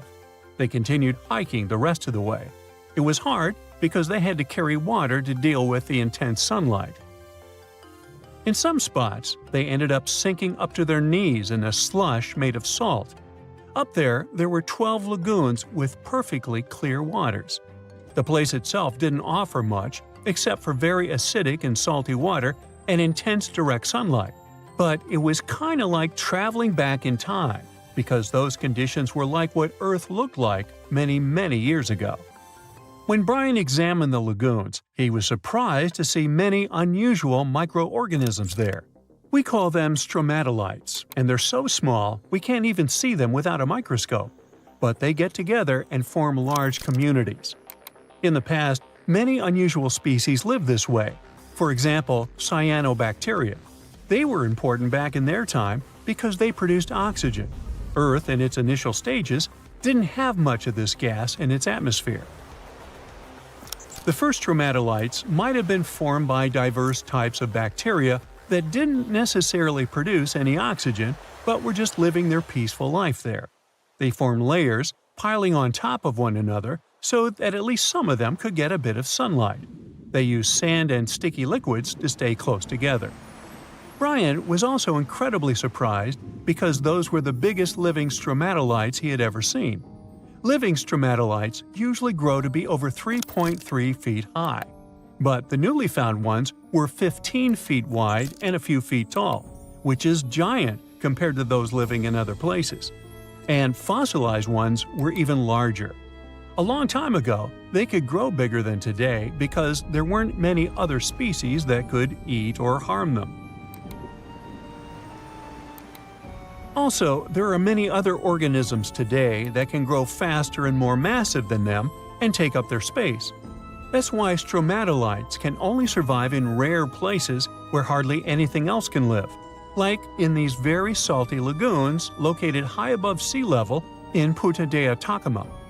The stromatolites found there are the most famous ones because they might be some of the best examples of the earliest life on our planet. But they're not actually the first form of life on Earth. The oldest of their fossils are 3.5 billion years old, while some other evidence we have tells us that life on our planet appeared around 4.1 billion years ago. Maybe some stromatolites lived back then as well. But Earth has changed a lot since then, and the places where they might have lived haven't survived. Now, all this may not seem like a lot at first glance, because no one has found an exotic and weird beast our world has never seen. But these are notable examples of what searching for life somewhere else in the universe might look like. Scientists who are interested in studying Mars often come to this place, since it might be similar to what the red planet looked like an exceptionally long time ago. If there were fossils hidden in the ancient rocks on Mars, they might look like these stromatolites. Another faraway land has revealed some of its secrets. It's Antarctica, with an ancient lost world found under its ice. Antarctica hasn't always been this frosty, isolated land of snow and ice sheets. Once it used to be part of the Gondwana supercontinent, together with what is now South America, Africa, Australia, the Arabian Peninsula, and the Indian subcontinent. But at some point, it split off and went to build a life on its own. It formed as other landmasses started to move away, which created its coastline. But Antarctica was different in many other ways back then too. It used to be a land covered in magnificent forests and rivers full of life. Scientists use radar and satellites to explore a mysterious world hidden under the ice there. This ancient land, which is close to the Indian Ocean, is as big as the U.S. state of Maryland or Belgium. It's more than 14 million years old. Some studies say that this area formed over 34 million years ago, which was way before Antarctica got into its deep freeze. At first, temperatures there were higher, possibly like the weather in Patagonia or the cold, temperate rainforests of Tasmania, New Zealand, or maybe even more tropical than that. But as the climate became cooler, small glaciers started forming on hills close to the rivers. Valleys sunk deeper because of all that ice covering them. And then, temperatures dropped even lower, and a giant layer of ice covered the entire continent, hiding those old glaciers. Rivers shaped this lost world a long time ago, way before it ended up covered in ice that's almost 2 miles thick in some spots. Scientific studies of this area showed that those landscapes had been full of highlands and mountains. The ice that formed over Antarctica made the whole area very cold, so the landscape couldn't erode anymore. This means everything has remained basically the same and untouched under the ice for millions and millions of years. What's interesting is that we know less about this land hidden under the ice than about the surface of Mars. One way to explore it would be to drill through these ice sheets to check for samples of sediments below. They could tell us more about the ancient flora and fauna frozen underneath. It's not a new method. A similar method was used to collect 2-million-year-old samples in Greenland. Australia has a secret world too. Ancient organisms were found hidden in rocks in the northern parts of the continent that are about 1.6 billion years old. These microscopic things are part of a family called eukaryotes. The members of this family that exist today include plants, fungi, animals, and even those tiny organisms with just one cell, such as amoeba. All living things with nuclei in their cells, including us, can trace their family tree back to one of the oldest members of this family. That one is called the last eukaryotic common ancestor, and it lived more than 1.2 billion years ago. Those ancient organisms were more complex and bigger than bacteria.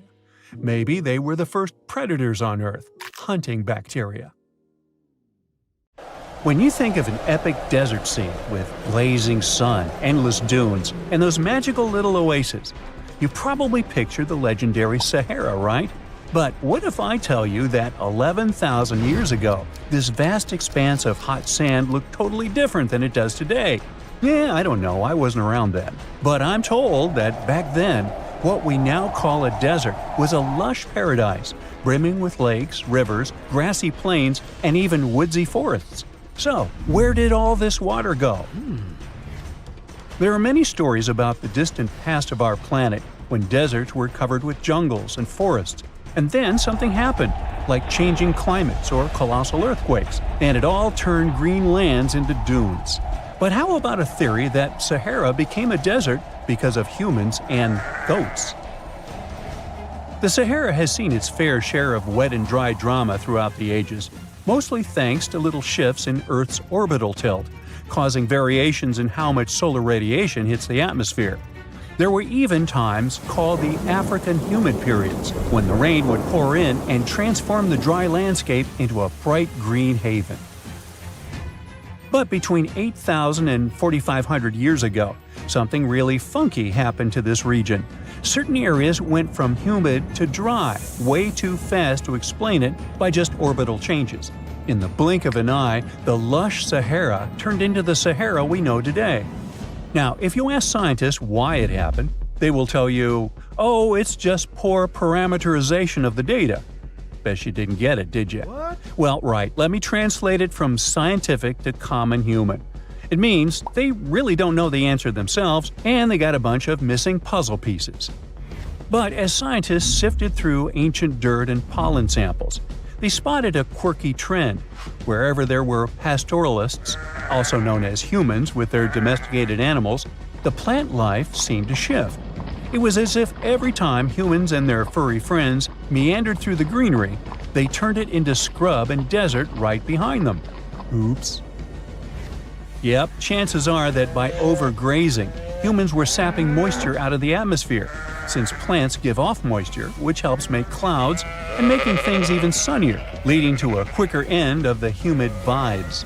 Plus, our ancestors may have been getting a little too cozy with fire for land management, further speeding up the desert takeover. Anyway, scientists are sure that this lush Sahara would have turned back into desert eventually, even if humans hadn't shown up, thanks to Earth's natural rhythms. So there's no need to pin this abrupt change solely on humans. It could simply be about nature getting feedback from vegetation and dust cycles. It's difficult to determine what caused these changes, as it's all interconnected. During the last humid period, the Sahara was filled with hunter-gatherers. As things got a little drier, they started herding animals for food. The weather pushed people to herd cattle. It's also possible that grazing sped up the landscape degradation. So, which came first, the chicken or the egg? Or in this case, the human or the cow? It's tough to tell with the evidence we have now. Now today, it's safe to say that water is no longer that big of a problem in the Sahara, even though it's a huge desert and the times of lush forests there are long gone. But technology's got us covered. For example, the Nubian Sandstone Aquifer System, the biggest underground water stash on the planet. It's nestled beneath the Sahara Desert's eastern edge and stretches across 4 northeastern African countries – Sudan, Chad, Libya, and Egypt, covering a whopping 770,000 square miles and holding around 36,000 square miles of groundwater. Just look at the pipes transported when it was being built. It's the world's largest irrigation project. No wonder it's feasible to thrive in the Sahara today. But imagine thriving in the Sahara Desert with just one water source. Sounds like a tough gig, right? But the ancient Garamantes did just that, surviving and even thriving for nearly 1,000 years without monsoons or rivers flowing to their desert paradise. These clever folks were the trendsetters of urban life in the sands, and even the Romans couldn't help but notice their genius. While many thought they were just desert-dwelling savages, the Garamantes were busy building an empire in one of the toughest climates on Earth. But how did they do that? Well, they got crafty and dug a whole bunch of underground tunnels to tap into a massive sandstone aquifer. They were literally squeezing every drop of life from under the dunes. But recently, research showed that the Garamantes weren't just hardworking, they were pretty lucky too. The Garamantes had an underground aquifer that brought water up to a hill where they built over 500 fogaras, which are irrigation systems, some stretching as long as 2.5 miles. It was like sipping water through a straw, which let them irrigate their crops for nearly a century, especially since even a little rain would help recharge the system. But eventually, due to rain insufficiency, the aquifer ran low, and reaching it again would have meant digging more tunnels and relying on more people. That's a tough problem, considering these people were in the middle of food and water shortages. Guess I don't need to tell you what happened to the Garamantes, do I? The fall of the Garamentian culture might be linked to several factors. It may have been due to climate changes, or they may have simply used their water resources too much. Back in the day, the Sahara Desert was actually fertile agricultural land, thanks in part to the cool irrigation system the Garamentians created. But since fossil water isn't something you can replenish over time, the groundwater levels dropped pretty low. This likely played a big role in the kingdom's decline by the late 7th century CE. That sounds like someone who hit a lottery jackpot, used up all the money, and went back to their original, not-so-cool job once the bank account got fully drained. Oh, by the way, even if the Garamantes left some secret wisdom messages for us, the chances are we'll never get what they wanted to tell us. Nobody really knows what language they used, and their texts are nearly indecipherable to us today. But let's go back to the Green Sahara. So it transformed into a desert about 4,500 years ago. But today, we can understand how people lived in those times in the Sahara thanks to natural parks in Africa that have the ultimate outdoor art gallery. There are well over 15,000 ancient paintings and carvings depicting everyday life from around 11,000 years ago. However, if the carvings aren't enough for you and you feel like visiting an actual green desert, all you have to do is book a flight to California. One of the most beautiful phenomenon in the world, the superbloom, takes place here. Look at all these colors – orange, green, pink. It's a miracle. Wildflowers bloom right in the middle of a hot desert after several years of rainfall in dry places. It's such a bright and colorful landscape that superblooms can be seen from space. This rare phenomenon can be observed in other arid places and deserts in western and southern Africa, Western Australia, and Chile. In all these places, the weather is very hot and dry in summer. Mild humid air comes in winter, and this is the ideal environment for mass flowering. Flower seeds that lie in desert sands can wait for decades before starting to produce flowers. When the hot sun destroys all the weeds and grass, and the rainfall becomes enough to moisten the soil, the seeds are kind of like, well, okay, now it's our turn to play a big game. And then hundreds of thousands of tourists come to take photos and post these beautiful pictures on social media. And this, unfortunately, is one of the main dangers for flowers. Therefore, if you find yourself in a place like this, don't pick the flowers and don't trample on them. Stay on the path, don't litter. Take only pictures and leave only footprints. You get it? Good. If there's a question that still baffles archaeologists to this day, it's this one. How did the ancient Egyptians build those magnificent pyramids?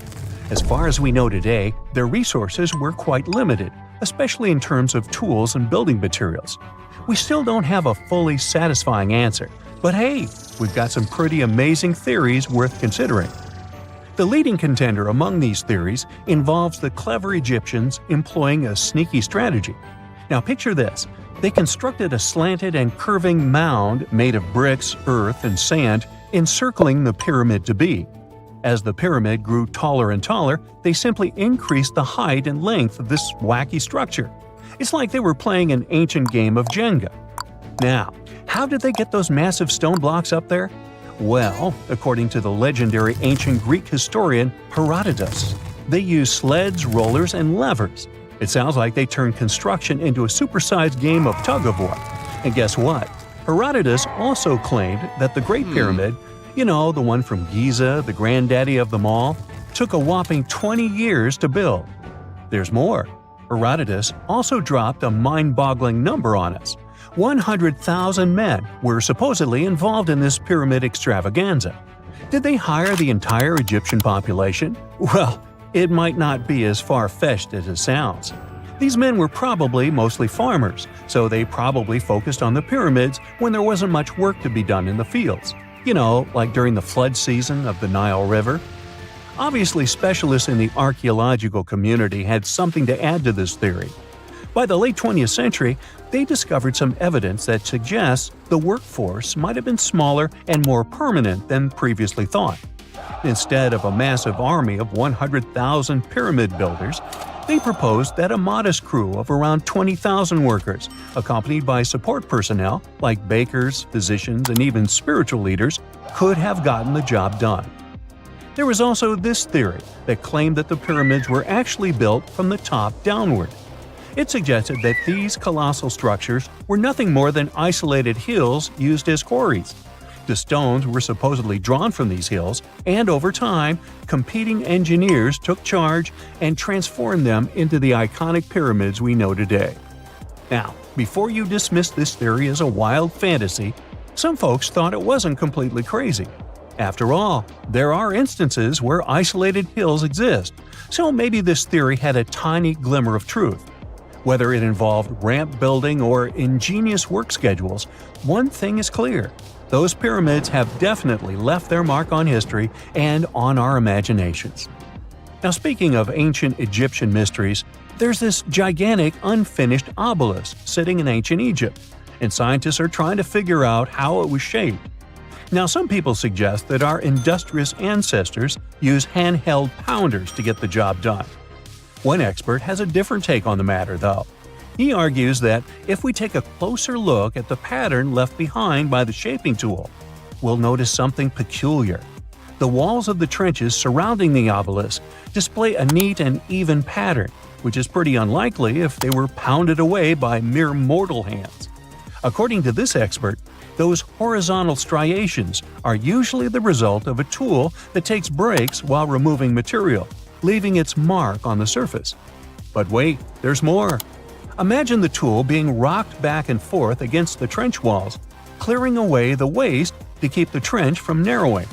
Well, in that case, the tool might have left some funky horizontal striations where it was pressed against the sidewall.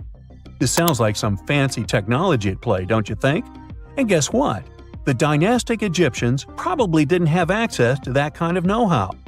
Another famous Egyptologist from way back also uncovered a bunch of core drills during his adventures.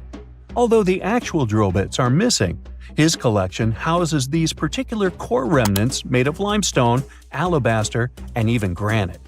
These constructions aren't the only amazing thing the ancient Egyptians left behind, though. As it turns out, the Egyptians were the genius minds behind the creation of the handheld mirror. Yeah, that little mirror you use every day to check yourself out. But here's the twist. These mirrors are like pieces of art. They were decorated with inscriptions and figures. But that's not all. The Egyptians had a serious concern with their appearance.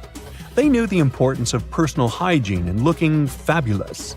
So, in their quest for pearly whites, they invented toothbrushes and toothpaste. Dental problems were pretty common back then, and their smiles weren't exactly all white. Dentistry wasn't their strongest suit, you see. Maybe their minds were distracted by all that pyramid building. So that doesn't mean those ancient toothpaste recipes weren't amazing. One delightful concoction included rock salt, mint, dried iris petals, and pepper. Some brave dentists in the 21st century tried it out, and it worked pretty well. Ground-up ash was also used in another recipe to create a tooth cleansing paste. Mint was missing, so that didn't do much for their breath. That's when the genius Egyptians came up with the world's first breath mints. They made tablets from heated spices like cinnamon, and they mixed it with honey. Now, let's shift gears to home decor, Egyptian style. They surely took ornamentation to the next level. While the concept of decorating furniture started in Mesopotamia, the Egyptians cranked it up a notch. They went all out with different colors of ink and even developed various weights of paper. Oh, and let's not forget about those cute little area rugs we all have in our homes today. Guess who came up with the idea? Yep, the Egyptians. They used the versatile papyrus plant to make those cozy rugs. And speaking of trends, the Egyptians loved their knickknacks. They had an assortment of small figurines in the shapes of cats, dogs, and people. These statues were made from various materials, like simple sun-dried mud to the ultimate bling of gold. It all depended on how loaded you were. The Egyptians were also all about farming, and they knew that clean water was crucial for their crops and animals. That's why they came up with some nifty inventions and techniques to make sure their land was fertile and their plants were happy. First off, they had the genius idea of using ox-drawn plows. They had two types of plows, heavy and light. The heavy plow would strut its stuff, cutting deep furrows in the soil, while the lighter plow followed behind, fluffing up the earth. But they didn't stop there. After plowing, the Egyptians would break up clumps of soil and sow the rows with seeds. To give those seeds a good old squish into the furrows, they'd march their livestock across the field, effectively closing up the furrows. But hey, all that hard work would be pointless if their seeds were as dry as the Sahara. That's where irrigation comes into play. The Egyptians were so good at it that other cultures, like the Greeks and Romans, couldn't help but copy their techniques. Now let's switch gears and talk about the marvelous architecture of ancient Egypt. These folks weren't just skilled farmers, they were also architectural maestros. They built these fancy canals to carry water to farms and villages, and boy, did they know how to make those canals look pretty. Just imagine strolling along a canal lined with ornate structures. The pharaoh Ramesses the Great was quite the overachiever when it came to construction. One of his mind-blowing creations was the construction located at Abu Simbel. This building was designed so that twice a year, the sun would shine directly into it and illuminate the statues of Ramesses. And let's not forget about the corbelled arch. Without this architectural gem, we'd be missing out on some mind-boggling structures like the Great Pyramid. The Egyptians knew how to make things stand tall and proud, thanks to their engineering and construction wizardry. They built grand halls and inner sanctums that make your jaw drop, and some of these temples doubled as astronomical observatories. Imagine a place that could literally start at one end, trek over 1,800 miles straight to the west, and still be stuck under that massive canopy. This place is like a haven for all sorts of crazy creatures, hosting around 10% of the world's species. It's always been seen as this wild, untouched paradise where humans haven't messed things up yet. You know, like a glimpse into how the world used to be before we spread like wildfire across every continent, causing chaos everywhere. I'm talking about the Amazon region. That massive jungle turns out to be hiding some seriously cool secrets. For centuries, people have been talking about these lost cities deep within the forest. We're talking about El Dorado, the legendary city of gold that had Spanish explorers going crazy, venturing into uncharted territory, never to return. And even in the 20th century, the adventurous Perry Fawcett went looking for the lost city of Z and disappeared into the jungle, leaving us all hanging. Scientists have actually found evidence that ancient cities did exist in the Amazon. But how did they find these hidden ruins in such a dense and remote forest? Well, they've got this awesome technology called LiDAR. Basically, they hopped into a helicopter and used light-based remote sensing to digitally strip away the canopy and reveal the ancient ruins of a massive urban settlement around Llanos de Mojos in the Bolivian Amazon. The place was once home to the Khafre culture, which thrived from 500 to 1400 CE. They had these incredible urban centers with huge platform and pyramid structures. They even had raised causeways connecting different suburban-like settlements spread across miles and miles of land. These guys were seriously ahead of their time, and they had an epic water control and distribution system with reservoirs and canals. So yeah, the Amazon rainforest wasn't just some untouched wilderness. It was actually heavily populated and even urbanized for centuries before recorded history of the region began. But the thing is, a bunch of people turned a blind eye to the fact that there were actually some pretty cool architectural sites lurking around here that totally deserve some exploring. Scientists predict that in the next 10 to 20 years, we're going to uncover a ton of these cities, and some might even be bigger than the ones we're talking about here. Michael Heckenberger, an anthropologist with the University of Florida, points out that we've seen some similar settlement features, like moats and causeways, in other parts of the ancient Amazon. This new research reveals something totally mind-blowing.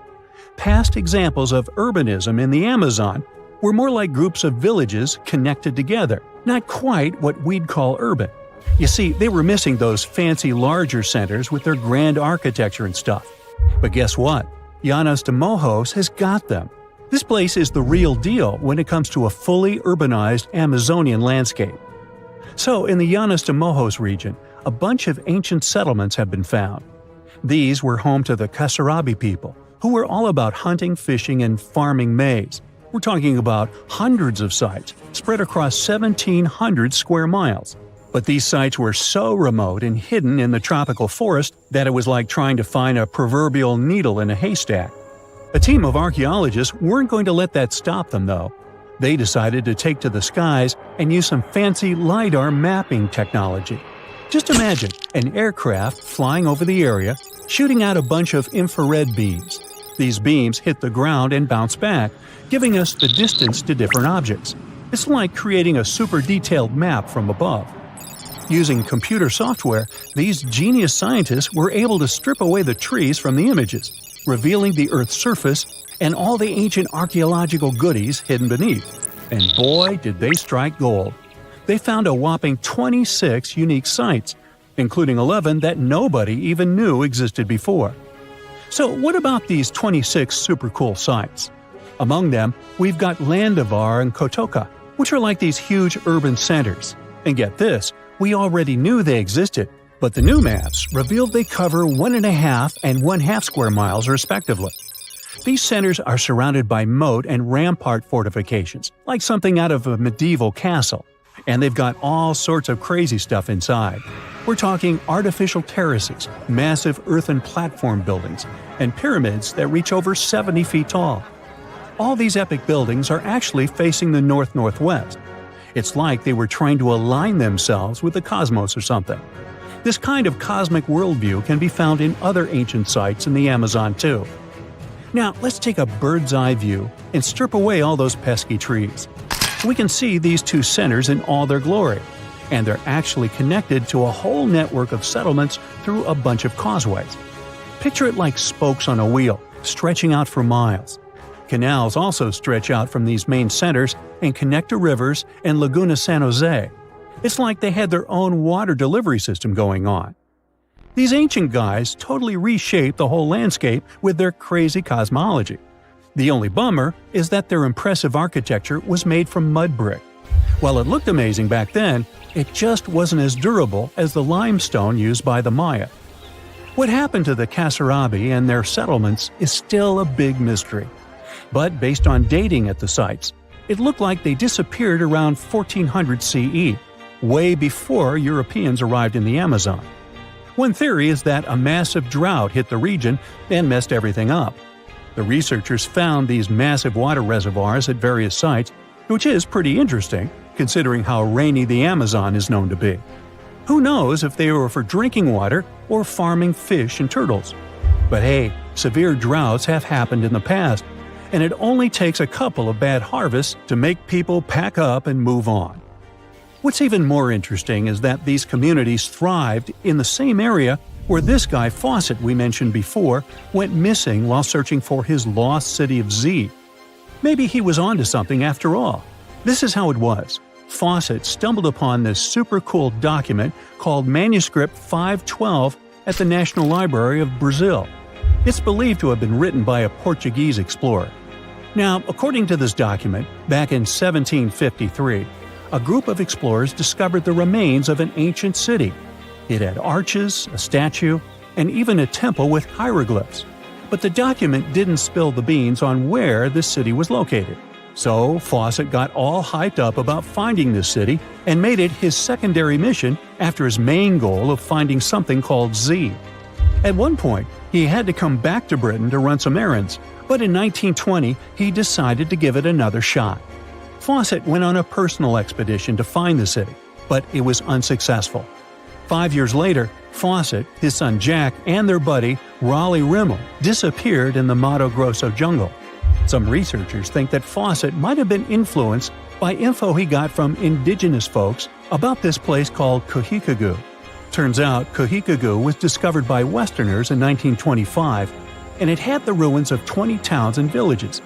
Up to 50,000 people might have lived there. And get this, the discovery of other earthworks in southern Amazonia totally supports Fawcett's theory. In 2005, an American journalist wrote an article about Fawcett's crazy expeditions and discoveries. He called it The Lost City of Z. Catchy, right? Well, in 2009, he turned that article into a book with the same name. And in 2016, the super talented writer-director James Gray made it into a movie. Now, here's where things get a bit sad. The Amazon region is changing rapidly. Farming, ranching, and energy production are changing this incredible place. And guess what? Those untouched areas with ancient relics won't stay untouched for long. It's a race against time to document and preserve what's left of our past before it's lost forever. Listen to this. Neanderthal fiber technology. Nope, I'm not joking. The concept is real. In 2020, a team of scientists published a paper that redefined the way we saw our closest ancestors. A find in France changed archaeology forever, and it wasn't the first time something like this had happened. But let me start from the beginning. Neanderthals. For a long time, they fit the image of the typical cavemen.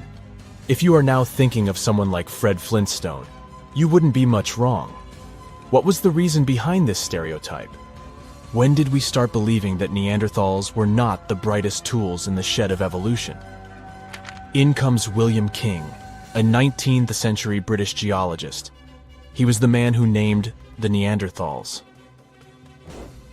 Based on the bones King found, the scientist declared the species not intelligent, and this image stuck with the Neanderthals for centuries to come. But a piece of string, just a quarter of an inch long, changed everything. A small, dry river valley, Abri du Maras, was the place of the great find. Archaeologists unearthed a cord fragment next to a stone tool. Such twisted fibers could have been used for everything from making clothes to fishing nets. In prehistory, this was some advanced tech, and the Neanderthals seemed to have mastered it. Scientists already knew that these early humans made tar from birch bark, and that they produced shell beads. There's even evidence of Neanderthal art. They were definitely not primitive. The string section and similar finds are changing the way we perceive our ancestors. The world of archaeology is constantly changing. Take the pyramids in Egypt, for example. Turns out, they weren't really built by an army of people who the pharaoh made work until they passed out. Herodotus, the famous Greek historian, was the man who started the confusion. He claimed, in 500 BCE, that 100,000 men took part in the construction of the Great Pyramid in Giza. He made no mention of who they were and why they were building the pyramids. That's how the myth started. Huge stone slabs pulled by humans, driven by a foreman with a whip. But Egyptologists would beg to differ. Those are the scientists who study ancient Egypt's culture. Fairly recently, they uncovered a workers' village that told a different tale. Yes, there was evidence of hard work on the workers' bones, but the construction industry is demanding even today. It took almost 6 years for 12,000 workers to complete the world's tallest building, Burj Khalifa. Back in Egypt, 3 times more workers finished the Great Pyramid in around 2 decades. An impressive feat of ancient engineering, wouldn't you agree? Superiors looked well after the Egyptians who built the pyramids. Their diet was rich in protein. They had medical care and they got paid properly. In fact, they lived better than the non-working population. And they lived with their families near the construction site. Archaeologists know all this because they unearthed bakeries and dormitories with bread jars and other goodies. Looks like the pharaohs were okay employers after all, and the job market wasn't that terrible. They also kept detailed papyrus records of the build and hieroglyphs. You and I wouldn't stand a chance of reading these letters that resemble images. Egyptologists had the same problem. For over a millennium, no one had used this type of font. And it's not like there was an English ancient Egyptian dictionary you could open and find meanings of words. But all this changed in 1822. A couple of decades before, the French found a broken slab of black granite. The stone contained one text in 3 scripts: Ancient Greek, Egyptian hieroglyphs, and Demotic. The last one was also the Egyptian language, but in a simplified script. Scientists dated it back to 196 BCE. The content is a religious proclamation. A French philologist and Orientalist, Jean-François Champollion, was the first one to crack the code. You see, people haven't forgotten ancient Greek letters. The Frenchman successfully matched the Greek letters with the ones in the Egyptian script. And voila, we were finally able to read hieroglyphs. The name of the piece of granite that made it all possible was the Rosetta Stone. The importance of its discovery went beyond archaeology. The word Rosetta Stone even entered the English dictionary. It represents a discovery that helps people understand an enigma that has been puzzling them for a long time. There are similar games. A symbol is attached to a particular message. Then you have to decode the message by replacing the symbol with a corresponding letter. In a nutshell, this is what scientists did with the Rosetta Stone more than 2 centuries ago. Do you know what is the oldest deciphered language in Europe? It has an unattractive name, Linear B. The script belongs to the Mycenaean Greek language. It predates the ancient Greek alphabet by several centuries. You can easily guess which script it is descended from. Linear A. The people from Crete used Linear B more than 1,000 years ago. During the Late Bronze Age, the Greek civilization that used the script vanished. There was no one who could read Linear B, and more importantly, no one knew it existed in the first place. This was about to change during the first years of the 20th century. A British archaeologist by the name of Sir Arthur Evans excavated a vast palace complex at Knossos, Crete, Greece. This was the center of the Minoan culture that created the enigmatic script. The palace boasted some 1,300 rooms. They had colorful paintings of dolphins, griffins, and bulls. All of these captivated the archaeologists' imagination. But their biggest find was at first overlooked. Thousands of slabs of baked clay. The fire that brought down the palace helped preserve the tablets. It was impossible to read the slabs, though. They were written in an unknown language. The scientific community had to wait for another half a century before Michael Ventris cracked the code. He was an English architect and cryptographer. Ventris studied Greek and Latin. While attending the famous Archaeologists lecture, the young man decided to solve the puzzle of Linear B once and for all. He managed to do so in 1952. One of Ventris's most amazing discoveries was that the script was an archaic form of Greek. But cryptology still hasn't solved the code of Linear A. This writing system will remain a mystery until a motivated young person like Michael Ventris comes along. They wouldn't have to be a professional archaeologist. Basil Brown certainly wasn't. Yet in 1939 he discovered the richest early medieval tomb in Europe. This happened in Sutton Hoo in the southeast of England. This wasn't an ordinary tomb made out of stone. It was a full-size ship, 3 times as long as a London double-decker bus. And that's not all. Apart from its main purpose, the ship was full of riches. Deluxe hanging bowls, feasting vessels, gold and dress accessories, and luxurious textiles were just some of the treasures found. Archaeologists were also amazed by the silverware from distant Byzantium. You probably know this city as Istanbul, Turkey. Even in our age, it's several days' drive from Sutton Hoo. Just imagine how much time and money it cost to import a silver plate in the 7th century. That's when the ship went down, according to archaeologists. The English couldn't have done it. At that time, there was no England. The people living in the British Isles at the time were the Anglo-Saxons. Perhaps the ship from the grassy mounds in Suffolk belonged to one of their kings? We will never know. The local acidic soil did away with any possible evidence, or no one laid there in the first place.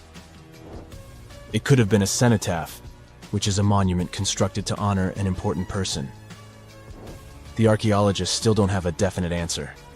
But what they have found at Sutton Hoo shed light on the Dark Ages. Before the discovery of the ship, they knew little about what had been going on in Britain after the Romans left. Now, the image of the early Anglo-Saxon society was much clearer. Perhaps the English soil will be the site of the next great breakthrough in archaeology. Imagine you've booked a tour through the jungles of Costa Rica. All of a sudden, you stumble upon a huge stone sphere, nearly the length of a king-sized bed in diameter. How on earth did it end up there? And what does it symbolize? You immediately ask your guide. He's not as amazed as you are, and tells you that there are actually several hundreds of them scattered across the south of the country. The mysterious stone spheres don't have an official name. The locals simply call them las bolas, which means balls in Spanish, while historians refer to them as Diques spheres, after the culture that produced them. Scientists have studied the sediment layers of the Earth around them and estimate that the earliest were made around the year 600 CE, and the newest ones date to the year 1000 CE. Many of the spheres were relocated after their initial discovery, and that's why archaeologists can't date them precisely. The Diques culture completely disappeared shortly after they were discovered by the Spanish in the 16th century. Unlike the Mayas and the Aztecs, the myths or legends of these peoples didn't survive, so they cannot explain the existence of the mysterious orbs. More than 300 of these objects have been discovered so far, with some being smaller than 1 inch in diameter, and the largest measures 6.6 feet in diameter, standing taller than most humans. Although there are ones made from limestone, most spheres were carved out of a coarse version of basalt, a type of rock that forms when lava cools rapidly. Some orbs weigh up to 15 tons, and in most cases, their surface is smooth to the touch, although there are coarse, mostly unfinished pieces. If we throw away the theory that river erosion naturally sculpted the spheres, the ancient people seem to have created them by hammering boulders with other rocks. Once they got the rough shape they were aiming for, they would polish the rock to perfection, using techniques such as controlled fracture and grinding. The mysterious spheres are located in the Diques Delta, on the coast of the Pacific Ocean. Most of them can be found in a place called Farm 6, which, alongside 3 other sites, was proclaimed a UNESCO World Heritage Site in 2014. The area contains other finds from the pre-Columbian era, such as paved areas, burial sites, and mounds. For centuries, the stone balls were hidden under a thick layer of sediment that protected them against the elements and looters until they were unearthed during the 1930s. The company that owned the land was clearing the rainforest for banana plantations when they stumbled upon these unusual stone constructions. Some were damaged by bulldozers, and some by workers trying to pry them open, as they believed there was gold hidden inside. It took a while before the authorities intervened to stop further damage to the finds. Doris Stone, the daughter of an executive of the company that owned the land, was the first to study the spheres. In 1943, she published an article in a leading American archaeological journal, turning the world's attention to the orbs. Expeditions soon followed, and archaeologists were immediately able to determine that the stone formations were human-made, probably created by the ancient indigenous population of Costa Rica. To this day, no one has been able to fully explain their function in a scientific way. It means there's still room for some wild theories about the sphere's origins and true purpose. The most popular theory in the scientific community is that the stone spheres served as decorations and status symbols, as many of them were found near the houses of chieftains. Local tribal leaders were also laid to rest with some of the smaller balls, so these stone formations were definitely associated with power in some way. Chiseling a boulder to perfection involved a lot of labor and planning, and only powerful individuals could afford it at the time. The other popular theory is that the boulders were used for astronomical observations. Individual spheres represented stars or planets, like a primitive map of the night sky. Since they were perfectly round, it was easy to roll them around. Before the jungle engulfed them, the area where they were found was a flat alluvial plain, ideal for rolling large boulders around. Another version of this theory suggests that the stones were used as boundary markers, much like modern border stones, which are also mostly made from stone.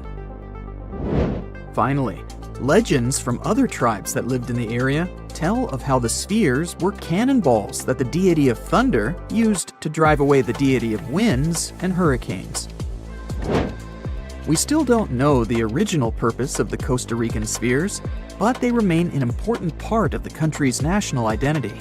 The National Museum in the Costa Rican capital, San Jose, has 6 of them in its courtyard. Many other spheres have become prized garden decorations for wealthy Costa Ricans. There's even one at Harvard University.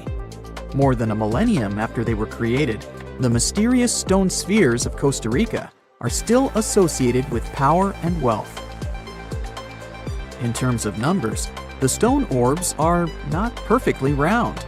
They are rated as nearly perfect, at 96% spherical in shape. And while even that is pretty impressive, the spheres of Costa Rica are not the only ones of their kind. Nearly a decade ago, workers came across mysterious giant stone spheres deep underground in a coal mine in northern Asia. The surface of the spheres, which measured a little over the length of a human footstep in diameter, was unusually smooth, and people tried to explain it somehow. Some were certain they were out of this world, and others suggested the spheres were actually petrified dinosaur eggs.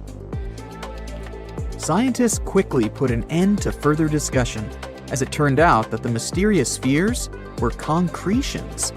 Those are rock formations that take millions of years to form deep underground. Think of a pebble that picks up snow as it rolls down a hill. That's how concretions are made. Groundwater, rich in sediment and minerals, flows around the sediment, slowly shaping it into a perfect orb. The process is quite common in nature, but most concretions are fairly small. The spheres found in the coal mine grew to their size in the mineral-rich ground, and they were big enough to get the press and the general public interested.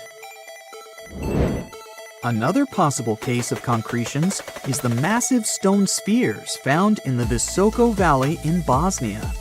Samir Osmanagic, better known as the Bosnian Indiana Jones, was the first to explore those objects about as wide as the length of a London bus. He believes the stone spheres were carved by a lost civilization that lived in the area 1,000 years ago. The reddish color of the orbs, though, is proof to geologists that they are indeed concretions, rich in iron content. The Moki marbles, found in rural Utah, are similar in color to the Bosnian spheres. These tiny concretions are the size of toy marbles and consist of a sandstone core and a shell made out of hematite, an iron ore. In South Africa, miners have come across Klerksdorp spheres, which are similar in shape and size to Moki marbles. The only difference is that these ones formed inside volcanic sediments and ash. The most intriguing among human-made tiny spheres are probably the orbs found on several Greek islands. Scientists discovered 700 stones smaller than golf balls near the Bronze Age site of Akrotiri on the island of Santorini. They believe that the finds were between 3,600 and 4,500 years old. When they compared all the stones' variations in size and color, the archaeologists concluded that these enigmatic stones could have easily been the oldest board game ever made. With the help of artificial intelligence, scientists are now trying to work out the rules of this game. Ooh, so check this out. Researchers just found some super old footprints from a family of extinct humans, like we're talking 300,000 years ago. The prints belong to a group of Homo heidelbergensis. Ooh, that's a tough one, but I nailed it. So those dudes were pretty advanced for their time. They were building homes and hunting big animals. But unfortunately, they couldn't handle climate change and disappeared about 28,000 years ago. No, they weren't sissies, trust me. The weather was really tough back then, and they couldn't just go grab a down jacket like you do. So, the University of Tübingen crew made the discovery in Germany, where they found the perfectly preserved prints in a forest by a lake. Apparently, elephants, rhinos, and other critters used to come relax by the lake, and so did this Heidelberg family. The scientists believe they were probably just a family outing rather than a group of adult hunters, since there were little kid footprints too. And depending on the season, they could munch on plants, fruits, leaves, shoots, and mushrooms around the lake. Experts even found tracks from an extinct elephant species that used to weigh up to 13 tons. Now, can you imagine seeing one of those in person? Just so you know, 13 tons is about 45 times as heavy as a pig. Oink. They were digging around in Schöningen, when they stumbled upon some elephant tracks that were 21 inches long. That's like the length of a really big ruler. They even found wood fragments in the ruts that the elephants had left behind. But wait, there's more. They also found a rhino print from the Pleistocene era, which is pretty wild. It's the first time they found a footprint from this particular species in Europe. Who knew rhinos had such big feet? Except those whom the rhino stepped on. Meanwhile, over in New Mexico, some British and American archaeologists found some ancient human footprints that date back 23,000 years. They used radiocarbon dating to figure out when these footprints were made, and it turns out they were stomped into the mud during the last glacial maximum. That's when ice sheets covered much of North America and sea levels were lower than they are now. Now, we've always thought that humans first made their way to North America between 13,000 and 16,000 years ago. But these footprints suggest that our ancestors were wandering around way earlier than that. Some people even think that humans might have been hanging out in North America as far back as 33,000 years ago, although not everyone is convinced. Alrighty, if there were footprints, there must have also been some shoes too, am I right? Well, researchers may not have found signature Gucci loafers, even though they've been around since 1953, but they did find a cave in Armenia full of ancient artifacts from the Copper Age. And guess what? Those artifacts included a seriously well-preserved shoe that's now the oldest footwear ever found. That footwear was made from a single piece of cowhide leather, which is pretty rare today, despite all the fancy schmancy technological upgrades we've got today. Talk about premium quality. Currently, the coolest modern-day designer shoes are trying to copy this hole-cut technique.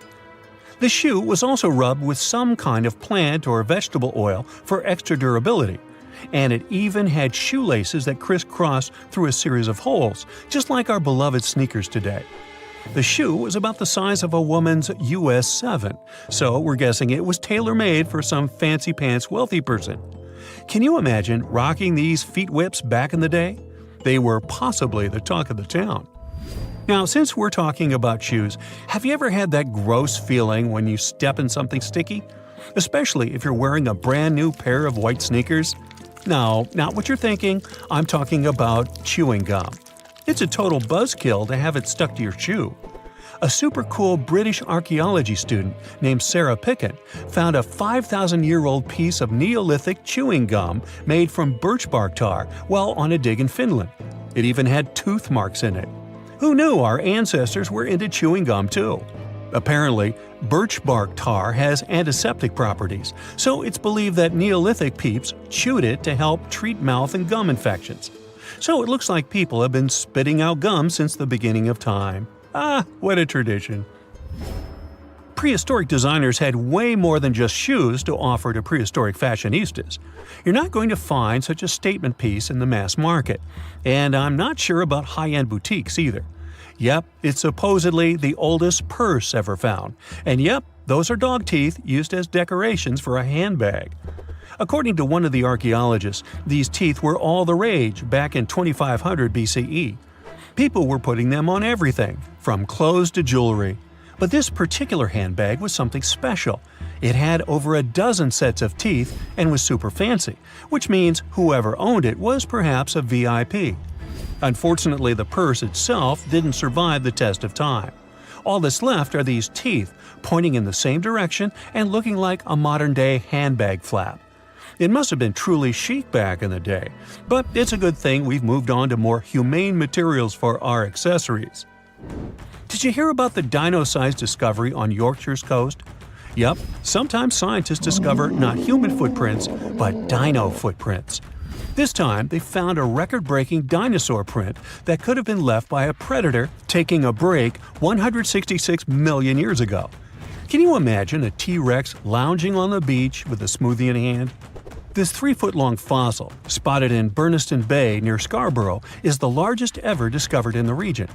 The team of researchers who studied the track concluded that it was made by a giant carnivore like a megalosaurus. That's one big and hungry dino. The footprint is the largest made by a theropod, which is a group of bipedal dinosaurs that includes the infamous Tyrannosaurus rex. So, we're talking about some seriously big and scary creatures here. A paleontologist from the University of Manchester said the discovery had shed new light on the behavior of these carnivorous giants. Apparently, features of the footprint suggest that this large predator was squatting down before standing up. Maybe it was doing some yoga or taking a bathroom break. Who knows? Another archaeologist, Marie Woods, stumbled across the print while collecting shellfish on the shore. She said she couldn't believe what she was looking at. I mean, who would expect to find a giant dinosaur print while picking up some clams? It's lucky that Ms. Woods and Rob Taylor, a local fossil collector, rescued the fragile print from the shoreline. Experts warned that it was at risk of being lost to erosion or landslides. Now, plans are in motion for the footprint to go on public display at the Rotunda Museum in Scarborough. But there's some more dino-mite news. Several drought conditions in Texas have revealed ancient dinosaur footprints that are over 100 million years old. Multiple dinosaur tracks belong to the dinos were recently discovered at Dinosaur Valley State Park in northwest Texas. The droughts have caused a river running through central Texas to dry up almost entirely, which is how these prehistoric prints were finally uncovered. This guy was a real beast, measuring 15 feet and weighing in at 7 tons. It used to roam the area over 113 million years ago, according to the state park. About 60 prints from this dino have been revealed due to the drought, with an estimated 140 tracks from the dinosaur in total. But that's not all. Prints from Sauroposeidon were also discovered. This creature was a massive 66 feet long and weighed about 48 tons when fully matured. Experts believe that the Acrocanthosaurus preyed on Sauroposeidon, which explains why their prints were found together. There's a weird thing though. Sauroposeidon was bigger than Acrocanthosaurus. Can any professors please explain to me why the smaller dude would munch on the bigger one? In 2011, scientists from Chile found a weird-looking fossil in Antarctica that looked like a squashed football. Almost 10 years later, the rock just sat on a shelf in Chile's National Museum of Natural History with no specific label. It went by The Thing in the museum because it looked like something from a science fiction movie. When the scientists finally got their hands on the strange fossil, it turned out it was actually a giant softshell egg from around 66 million years ago. This one is more than 11 inches long and 7 inches wide. A regular chicken egg is just 2.5 inches long, and an ostrich egg is almost 6 inches long for comparison. So, the Thing won the title of the biggest softshell egg ever found and the second largest egg of any animal we know of. The only bigger egg that was ever found was that of the extinct Madagascan elephant bird, which is also 1.5 times as tall as Michael Jordan. The bird, not the egg. The Antarctic egg is also special because it's the first fossil ever found in this part of the world. So, whoever left it there must have been one big creature, probably a giant sea turtle that lived long ago, like a mosasaur. This is surprising because most scientists thought these creatures didn't even lay eggs, so this discovery could change what we know about them.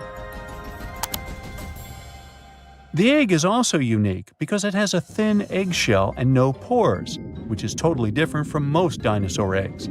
It actually looks more like the eggs of lizards and snakes, but it came from a giant creature related to these animals.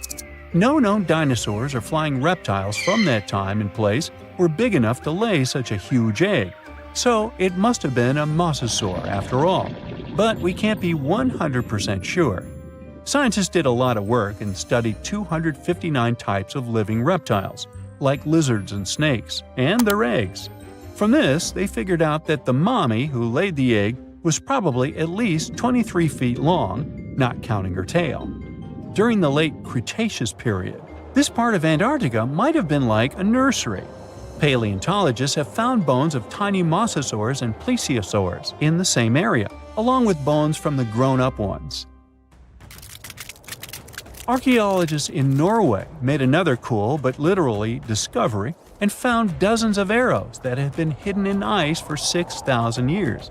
They were melting out of a large ice patch in the high mountains, covering an area of about 45 football fields.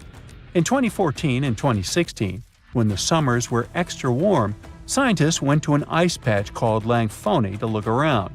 They also found lots of reindeer bones and antlers there, Some of the arrows were whole and some in pieces, along with 5 arrowheads around the melting ice patch.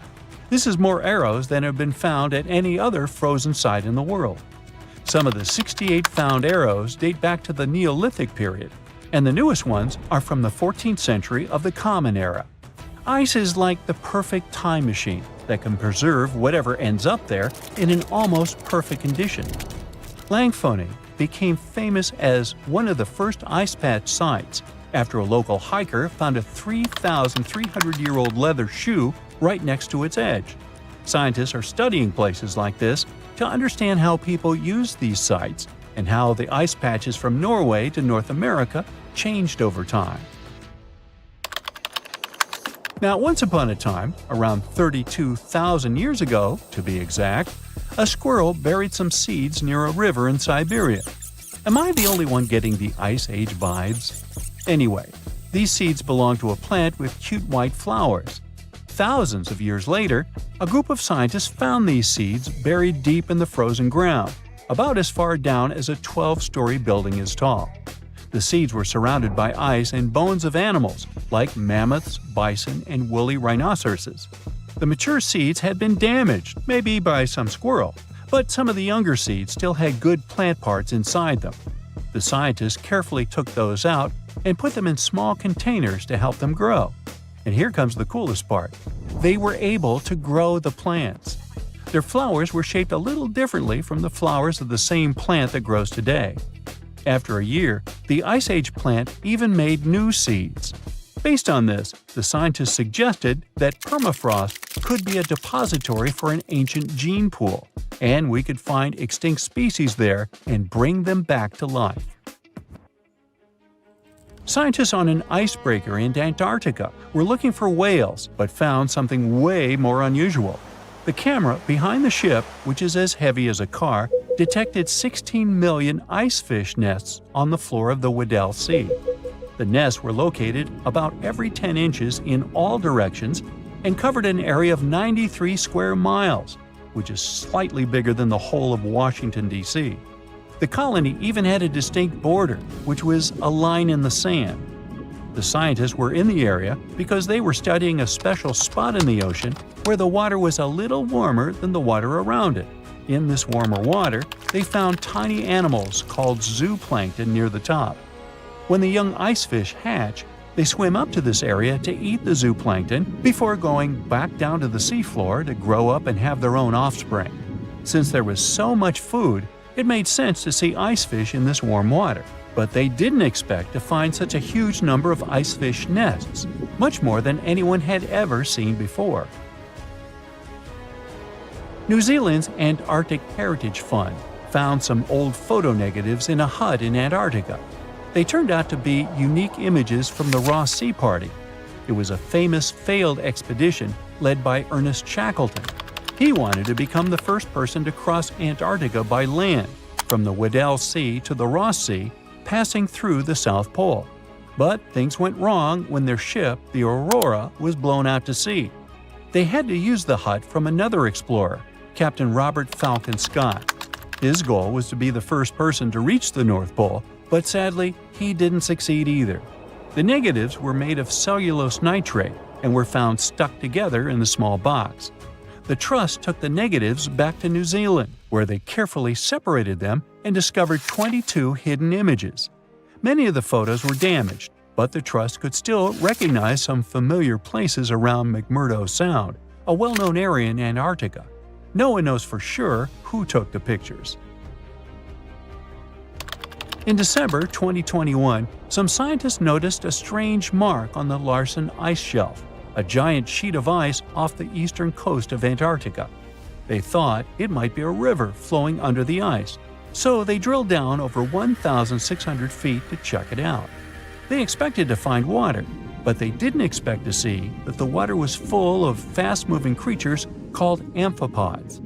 The scientists also found that the water in the underground river had unusual layers of currents moving in different directions, which they still don't fully understand. Another surprising thing happened during their research. On December 20th of the same year, a volcano erupted far away in Tonga, and the pressure waves from the eruption were detected all the way down in the ice river in Antarctica. It shows how everything on our planet is connected, even in the most distant places.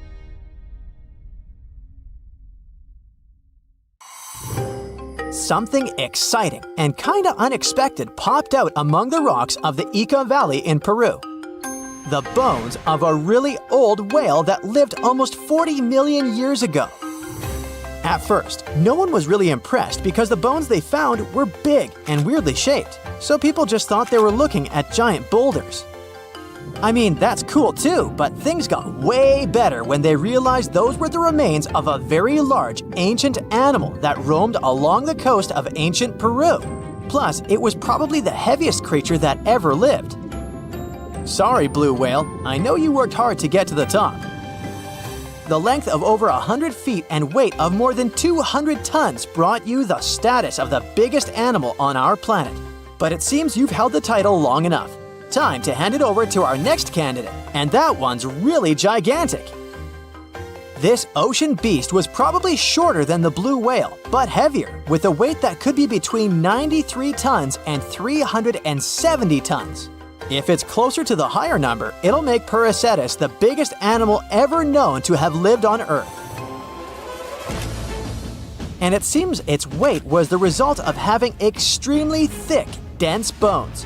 You can see such bones today in manatees or some other early whales. Dense bones are a great tool for such marine mammals. This feature makes them heavy and allows them to stay submerged most of the time. But at the same time, if their body was too heavy, they would end up sinking all the time and they would waste too much energy to move back up to the surface. So, to avoid sinking, marine mammals need to have enough lighter tissues, like muscles and fat, to help them float in the water without using too much energy. Now, scientists didn't have the whole skeleton, which makes it hard to tell how big the animal was, but they used the ratio of the heavy bones to the lighter tissues in other marine mammals to estimate the overall weight of this giant ancient whale. Experts found these fossils about 13 years ago and spent the next decade freeing the whale from the rock. Its anatomy and age showed this whale was a cousin of Basilosaurus, a whale that had a long snout full of sharp teeth, and a sleek body similar to that of an eel. Even if Pyramid wasn't bigger than the blue whale, it was still a giant that ruled the ocean depths. Unlike modern whales, there's a possibility that this ancient fellow was a predator that liked to go after bigger prey. And this also changes how we see the history of whales. Scientists used to think these magnificent creatures became really big about 5 million years ago when they started eating lots of small creatures. But here's the proof that giant whales existed even before that. But it's still unclear how this whale managed to find enough food to sustain its enormous body. Plus, it's still hard to tell what exactly this ancient creature had on its menu. It was pretty large and not such a fast swimmer, so it's possible it searched for food in shallow waters. Then it probably ate crustaceans, clams, or some other small animals hiding in the sand. One theory says it was a scavenger, which basically means it munched on remains of everything that would come its way. It's not so unusual to find marine animals in deserts. Many of these regions used to be covered with water anyway. The Sahara in Africa is a perfect example. About 50 to 100 million years ago, this was not a dry desert, but a shallow saltwater body called the Trans-Saharan Seaway. The land is not wet there anymore, of course, but people who lived in that area knew about it because they used to find old shells across the desert. The sea was about 164 feet deep. That sounds enough for a nice swim. Some would say this area looked like modern Puerto Rico, with lots of sun and shallow water. Mangrove forests were a common thing as well as seafloors covered with mollusks, like snails and clams. The marine sediment that was left behind after the sea had dried up is full of different fossils. And the animal that lived in that ancient underwater world didn't look friendly. Plus, they were much bigger than their relatives from modern times, so a regular-sized human would end up as a snack, not even a whole meal. Normally, when animals live on small islands, they can become much bigger than their relatives from the mainland. This is something we call island gigantism, and it happens because there are more resources or fewer predators on islands. Maybe the same thing happened in the Trans-Saharan Seaway. Even though it wasn't an actual island, the water moved in and out, which created little pockets of water. And specific conditions in these pockets might have helped animals grow bigger. So we're talking about giant sea snakes, catfish, and fish that no longer exist today. One had incredibly strong jaws, and the animal used them to eat hard things and even crush shells. Their teeth showed they were fierce predators other animals had every reason to be afraid of. They went through some changes when it came to diet, similar to some types of piranhas. And the competition to get to the top of the food chain wasn't a joke. Not when there were also such large predators as sharks, crocodiles, and ancient relatives of elephants. Sahara went through different phases. If you could use a time machine and take a peek at Earth's largest hot desert as it was about 6,000 years ago, you wouldn't have to struggle with sand and heat. You'd have a nice walk through a green and pretty lush place. In the past, people who lived in that area didn't leave drawings on cave walls that showed camels, sand dunes, and scorpions. All those things you'd see in today's Sahara. Instead, they drew crocodiles. That's additional evidence that the Sahara used to have a lot of water and plants enough to support these big yet scary animals. Around 3 billion years ago, Earth might have been mostly covered with water. Today, it's about 71% of its surface, but it seems that our planet used to be a giant ocean world with no continents at all, just some scattered islands. Scientists studied special rocks in Western Australia that formed in a place deep under the ocean called a hydrothermal vent system. To explain this better, it's important to mention two common oxygen types, O16 and O18. O18 is heavier because it has extra neutrons. O16 evaporates from water more easily, and as researchers studied an old ocean floor, they found a lot of O18, more than in today's oceans.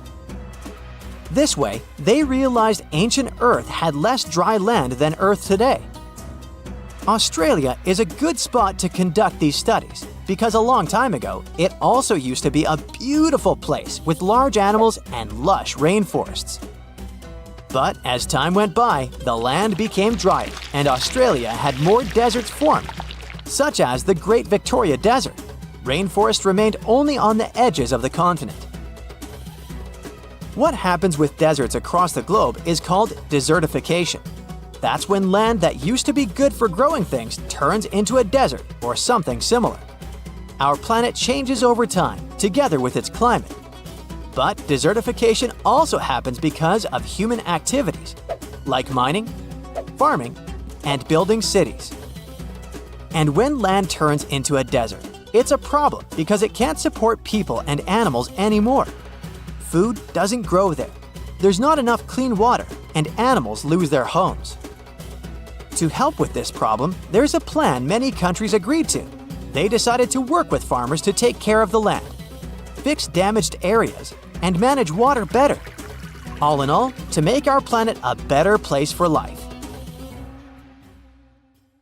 In 1936, British Egyptologist Walter Brian Emery found a small object in the desert that made people debate whether it was an elaborate stone model of a flying saucer or even a hyperdrive from a spaceship that belonged to some advanced civilization that visited the Earth. Emery spent years excavating sites along the Nile River Valley, especially in the huge ancient necropolis of Saqqara. He found countless treasures from ancient Egypt, and the most bizarre one was definitely from the tomb of a high official, Sabu. Historians don't know exactly who he was for sure. Some sources say he was a king's son. His burial at Saqqara means he was an important figure in the royal court. There are no records from this early period he lived in, so Sabu's role and fate are still a mystery. Inside his tomb, scientists found 7 funerary chambers, each filled with traditional grave goods, animal bones, flint tools, pottery, ivory objects, and stone bowls. And then there was a strange, broken artifact that became famous as the Disc of Sabu. It resembles a shallow, round-bottomed bowl, but with 3 delicately carved, curved lobes spaced roughly 120 degrees apart around its perimeter. These lobes are separated by 3 holes, and at the center, there's a thin tube. The material used to build the disc is meta-siltstone, or schist. This type of rock is fragile, highly porous, and super difficult to carve. It flakes easily and crumbles under pressure. So how they made the disc out of it with rather simple stone and copper tools from 3000 BCE is still a mystery. The next big question is why they decided to bury Sabu with it.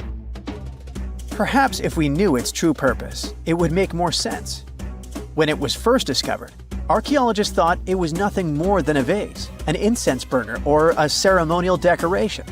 But those who took a closer look from the point of view of an engineer decided it could actually be a component of a larger mechanism.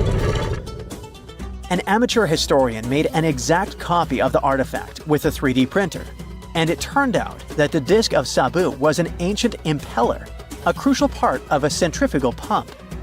When they put it in a housing and span at high speeds using the small central shaft, the disc was able to displace water.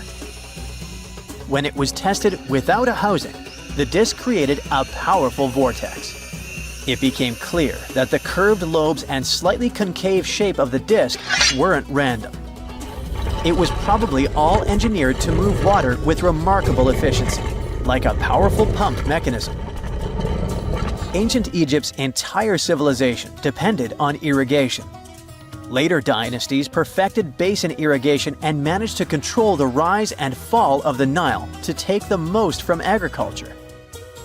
So, the engineers of the first dynasty may have been experimenting with advanced irrigation techniques thousands of years earlier than scientists previously thought. But then again, some people have doubts schist is strong enough to be used for a pumping mechanism. They suggest that artisans from Egypt's first dynasty were trying to recreate an even older object, using whatever tools and materials they had. It could be a stone replica of something originally made from metal, possibly belonging to a civilization far older and more advanced than ancient Egypt itself. One Swiss author takes this idea even further and proposes that the disc is a copy of a component from an extraterrestrial spaceship's hyperdrive, or stone model of a flying saucer. One French researcher believes the Disc of Sabu was part of a secret massive factory system to manufacture sodium carbonate inside pyramids. Some people suggest that the disc may have been a primitive tool for weaving ropes. The lobes held strands of silk or fiber that were twisted into twine when it was spun. Or it may have been a gigantic lamp. Another historical mystery is a map from 1513 that is believed to be the oldest surviving detailed map showing the Americas. The author of the map is a Turkish captain, Piri Reis. He never crossed the ocean himself and put together this map from 20 regional maps. He used an Arab map of India, 4 Portuguese maps showing India and China, and a map of America by Christopher Columbus as he saw it. This last map was lost for many years, so Reis's map gave us an idea of what Columbus must have recorded during his 3rd voyage to the New World. A historian who studied the map suggested that it showed Antarctica in prehistoric times because it strangely resembled Antarctica's true coastline, the way it looked when it was free of ice. But it was later proven that this idea wasn't right. Another idea that rocked the science world was Klerksdorp spheres. They were found in deposits of mineral pyrophyllite in South Africa and looked like tiny ancient cricket balls with lines around the middle. Back in the 1980s, there was a theory that some super advanced pre-flood civilization we know nothing about had made these spheres. One journalist shared stories about how they rotated on their own in a display case. There was also a TV show that invited a psychic who was telling everyone the spheres were pieces of an ancient spaceship. But according to geologists, these spheres are pretty regular spherical objects formed from different minerals than the surrounding rock. The seam-like lines on them are just imprints from the host rock's layers building up over time. The Klerksdorp spheres come in different shapes, from flattened spheres to distinct discs. As for that episode when one of these spheres spun on its own, the curator of the Klerksdorp Museum cleared that up too. He said that when he put one sphere on its glass shelf when the journalist came to visit, the sphere rotated a bit because it's round. There are some gold mining activities going on nearby, so the land where the museum stands often experiences earth tremors. In a remote part of China, there are some bizarre pipe-like formations known as the Beigong Pipes. A local explorer found them back in 1996 protruding from Mount Beigong and along the shores of Tosan Lake nearby. Some people thought they were the work of ancient guests from other planets. When scientists tested samples of the pipe material, they found out that they contained mostly common minerals, but there was a mysterious 8% of unknown stuff. Some extra tests showed that these pipes had been there before humans. Chinese geologists later visited the site and suggested that these pipes were formed naturally over time. It was probably fossilized tree roots from the area's super green past. It's still a real mystery with no clear-cut answer. While digging a trench along a river in Romania, workers found a wedge, which is now famous as the aluminum wedge of Ajud, or the object of Ajud. Right next to it, there were some mastodon bones. Those distant relatives of elephants lived 11,000 years ago. So some people concluded the wedge is of the same age. The cool part is that it's made of aluminum, but this metal wasn't discovered until the 1800s. This material requires serious heat to produce. The wedge is said to be covered in a thick layer of oxide that's been sitting there for hundreds of years. Some folks believe this wedge must have crash-landed here on a spacecraft from some other planet. Some scientists think it's all a hoax, and others suppose it might be a human-made object with an unknown purpose. The South Pole is more than penguins and endless snow. There's a hidden ghost world within it. Look, it's right here on the globe.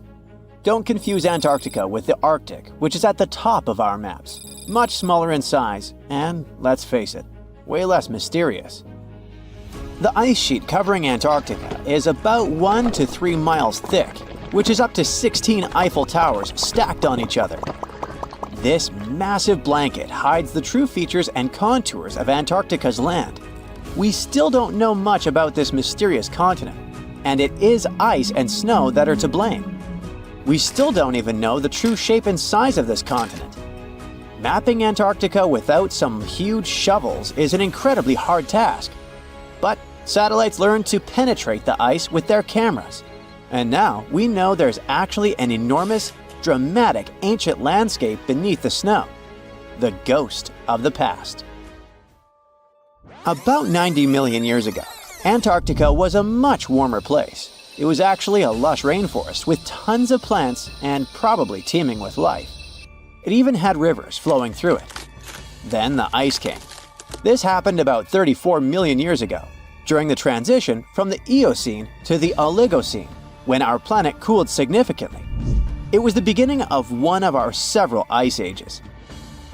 The land remained, but now was hidden under ice and snow that got thicker and thicker.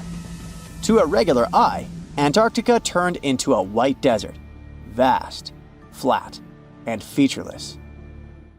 Time went on. This massive ice sheet moved around, smoothing and shifting the ground beneath it. Over the millions of years, it changed what the land looked like. Now, if we looked under the ice, it wouldn't hold any signs of the original South Pole. except for one place. In areas where the ice is especially thick and doesn't move much, like in East Antarctica, it has actually worked the other way around. It became like a super thick blanket that protects the land. Normally, things like wind or rain slowly wear away the ground over time, changing its shape. But since we have this protective ice blanket, it prevents these natural processes from reaching the stuff underneath. So, the ground stayed almost the same for millions of years, like it's been frozen in time. This special area near the Aurora and Schmidt subglacial basins has become the ghost of Antarctica's landscape. This place was barely touched even since it was first covered in snow 34 million years ago. This is a historical footprint, a place that can tell us what Antarctica's ground looked like before it became a freezing nightmare. As scientists peered under East Antarctica, they saw an amazing ghost. The traces of the rivers that were flowing there millions of years ago, various valleys, and some weird little islands, as well as 3 big chunks of land shaped like the letter U. Hey, what's that all about? You see, the continents on our planet are moving constantly, sliding along the red-hot lava mantle like cereal on milk. Over history, they came together and broke apart several times. Hundreds of millions of years ago, several continents were a part of one enormous Gondwana. Antarctica was one of them. It used to be one huge landmass.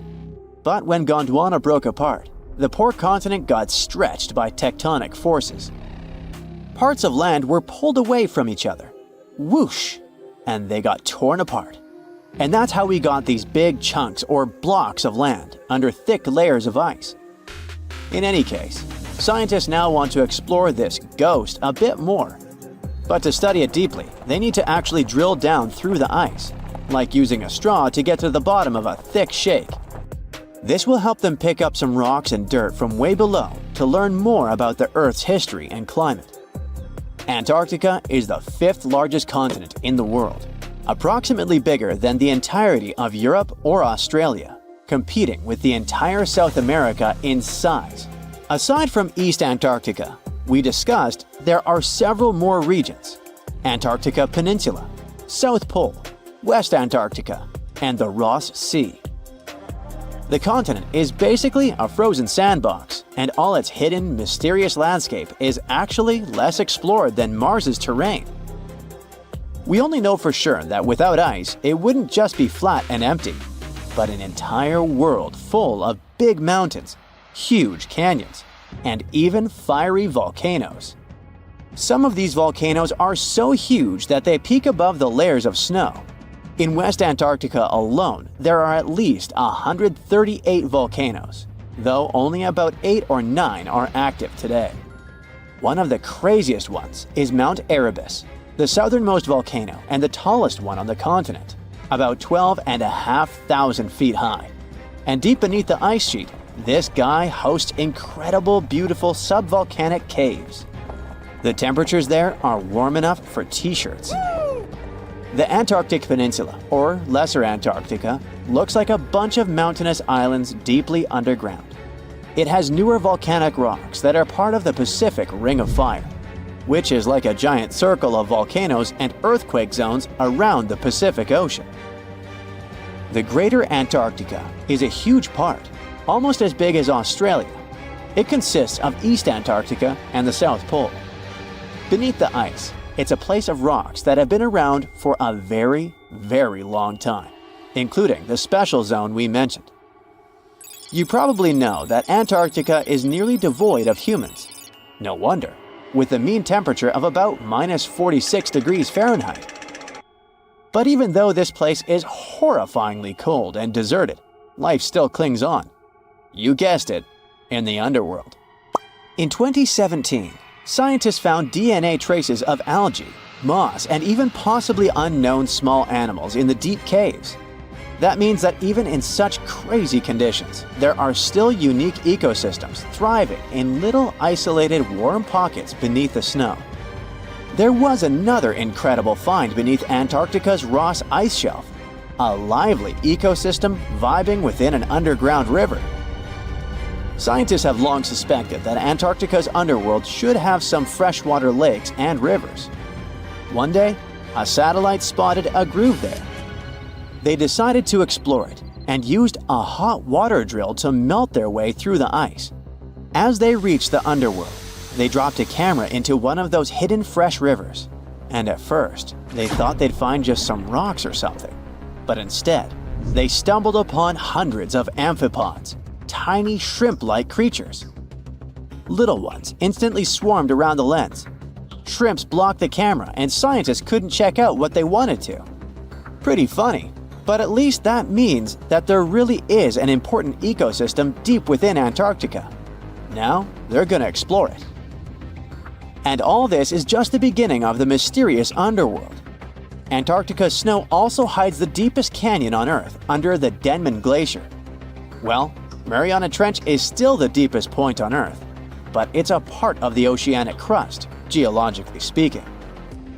Also, in 1958, explorers found a huge mountain range under the ice, as big and tall as the famous Alps Mountains. The range stretched for about 745 miles with peaks as high as 1.7 miles. And all this magnificence is buried under tons of ice. Who knows what else we might find there? Antarctica holds about 60% of our entire planet's freshwater, which means it would be pretty bad if it melted. For example, there's this Doomsday Glacier, officially known as Thwaites Glacier. It's a huge ice formation, about the size of Florida, and it's melting right now. Every year, the sea levels rise by 4% because of it. If this guy melts away completely, the sea levels all around the world will increase by 2 feet, which might not sound like a lot, but it would be catastrophic for coastal areas. Luckily, researchers have found that even if its ice shelf were to collapse in the next 50 years, the glacier itself wouldn't retreat as quickly as they feared. It's still losing ice rapidly, but it would be quite a slow process. Beneath the thick, shadowy canopy of a prehistoric rainforest, a silent hunter slides into the murky river waters.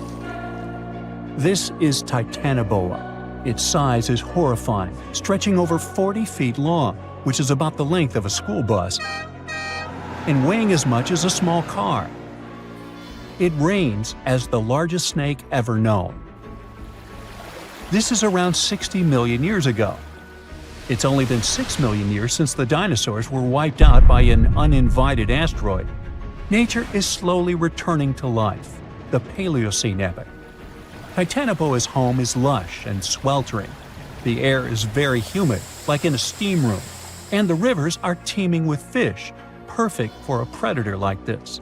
Now that the dinosaurs are gone, Titanoboa becomes the queen of hunting. It's perfectly built for both power and stealth. A strong, sturdy spine can hold the snake's massive size while staying smooth and silent. Titanoboa glides through the water like a shadow, barely visible. It doesn't chase. It doesn't need to. Titanoboa waits beneath the river's surface in darkness. A bunch of ancient lungfish meanders too close. With one surge, it lunges, its jaws snapping shut. The fish doesn't stand a chance. Titanoboa's grip is unrelenting. After the prey stops moving, the snake immediately consumes it whole. For millions of years, this snake ruled the rainforests. Nothing could challenge it, not the prehistoric crocodiles, not the small mammals, not even the birds. But, as it turns out, it wasn't the only apex predator. Alongside Titanoboa, there was this entire family of snakes, a huge biological tree full of snake genomes and species. Their history spans around 100 million years, all the way to the Cretaceous period. We find their fossils all over South America, Africa, India, and Australia. That's because they evolved in the Gondwanan continents. Back then, all of this was one huge landmass, and they lived right in the heart of it. Now, this family coexisted with all the dinosaurs. The dinosaurs ruled the world back then, and the snakes couldn't be all that dangerous. They lived in the dinosaur's shadow, adapting to survive. Some of them fed on small mammals. Others waited for the dinosaur eggs to hatch. Some were super bold and went straight for baby dinosaurs. Fossils of one species showed the remains of a little titanosaur, that giant long-necked dinosaur, inside its stomach. And when the age of dinosaurs finally ended in a fiery cataclysm, it was time for these snakes to celebrate.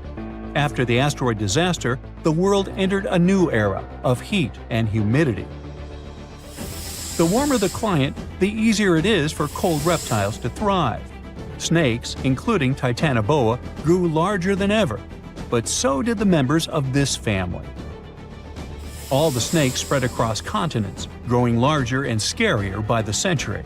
And eventually, Titanoboa stopped being the only ruler of jungles. Fast forward to about 47 million years ago. Now it's the Middle Eocene epoch, the tropical lowlands of what today is western India. A lush, swampy place, full of rivers and pools. The earth was warmer, with turtles and crocodile-like creatures basking in the sun. And there evolved the largest and most fearsome predator of them all, Vasuki indicus. Even the name feels important. Vasuki, the serpent king of Hindu mythology, a colossal snake that's coiled around the neck of Lord Shiva, strong and loyal. And the indicus part is because the snake's fossils were discovered in India. Vasuki surpassed Titanoboa and grew to a jaw-dropping length of 50 feet, like a 4-story building. It also weighed as much as a small elephant. Unlike Titanoboa, who preferred to hunt in the rivers, Vasuki mostly hunted on land, though it still could venture into the water when needed. It prowled the marshy ground with quiet, calculated movements, blending with the dense undergrowth. Vasuki also ate crocodiles, massive turtles, and even early whales in local water pools. No one stood a chance. It had immense muscles and squeezed with unimaginable force. But the snake's jaws were much scarier. Unlike Titanoboa and today's pythons, Vasuki couldn't swallow massive prey whole. Instead, it ate them alive with its teeth, just like this.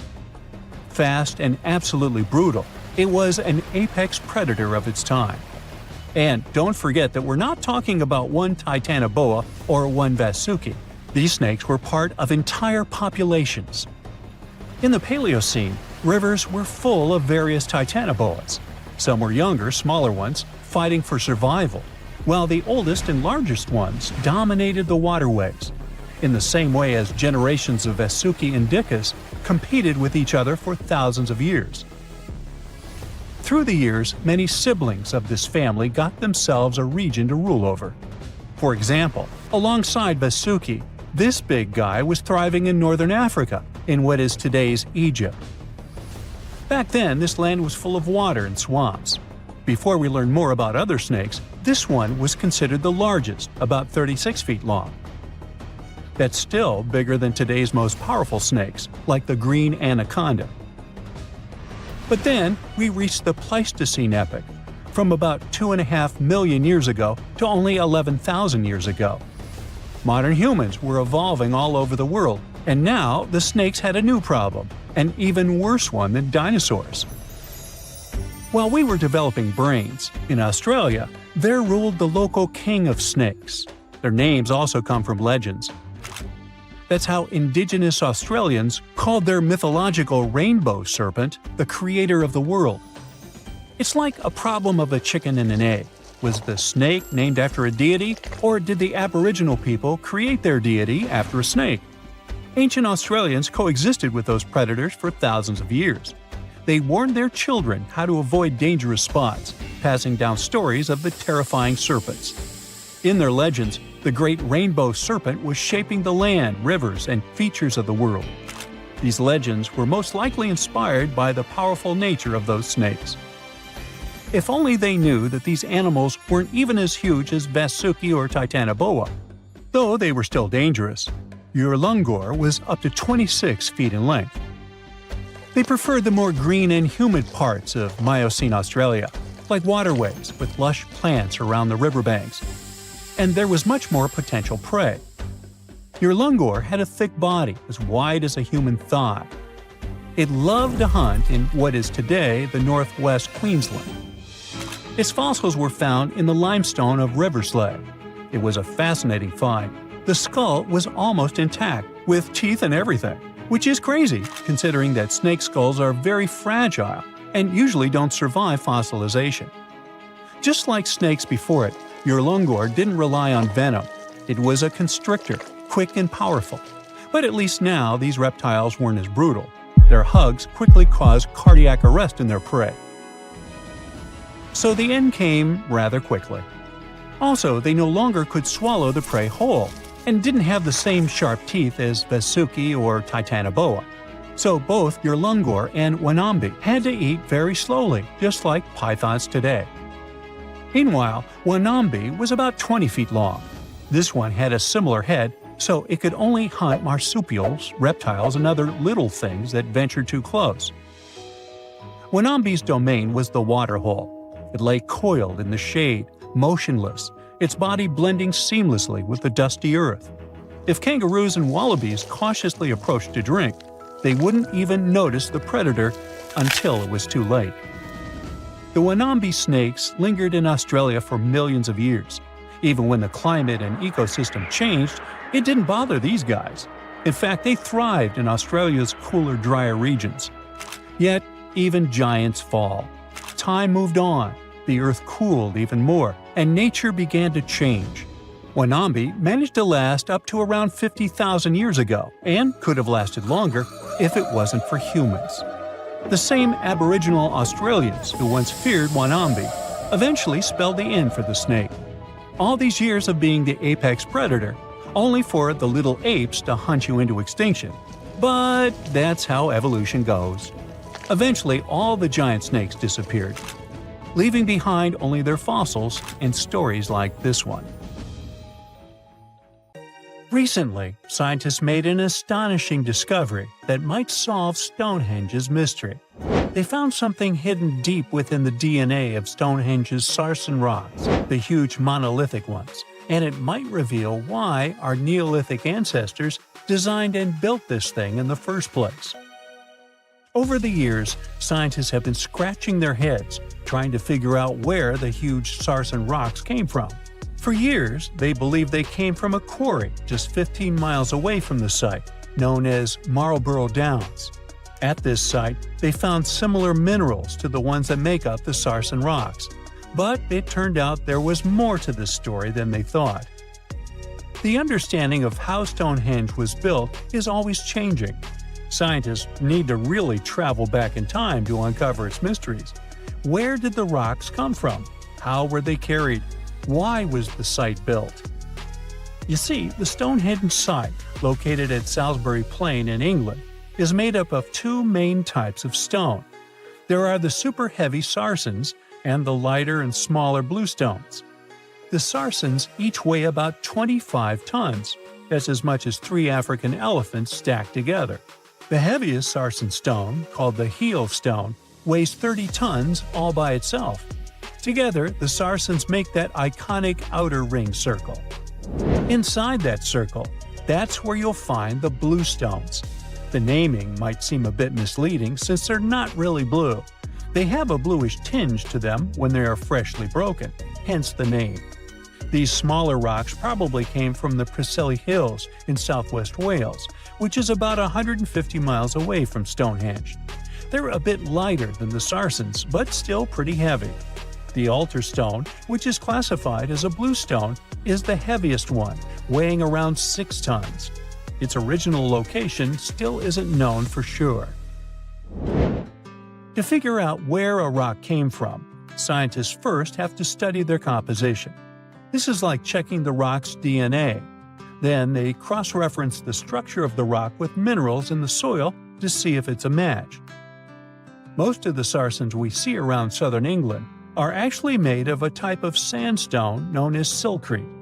Think of silcrete as sand that's been hardened by underground water processes over millions of years.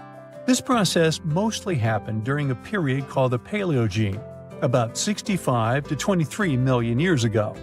These sarsen rocks didn't form in one big slab, but in patches, like nature leaving little rock gardens all over the place.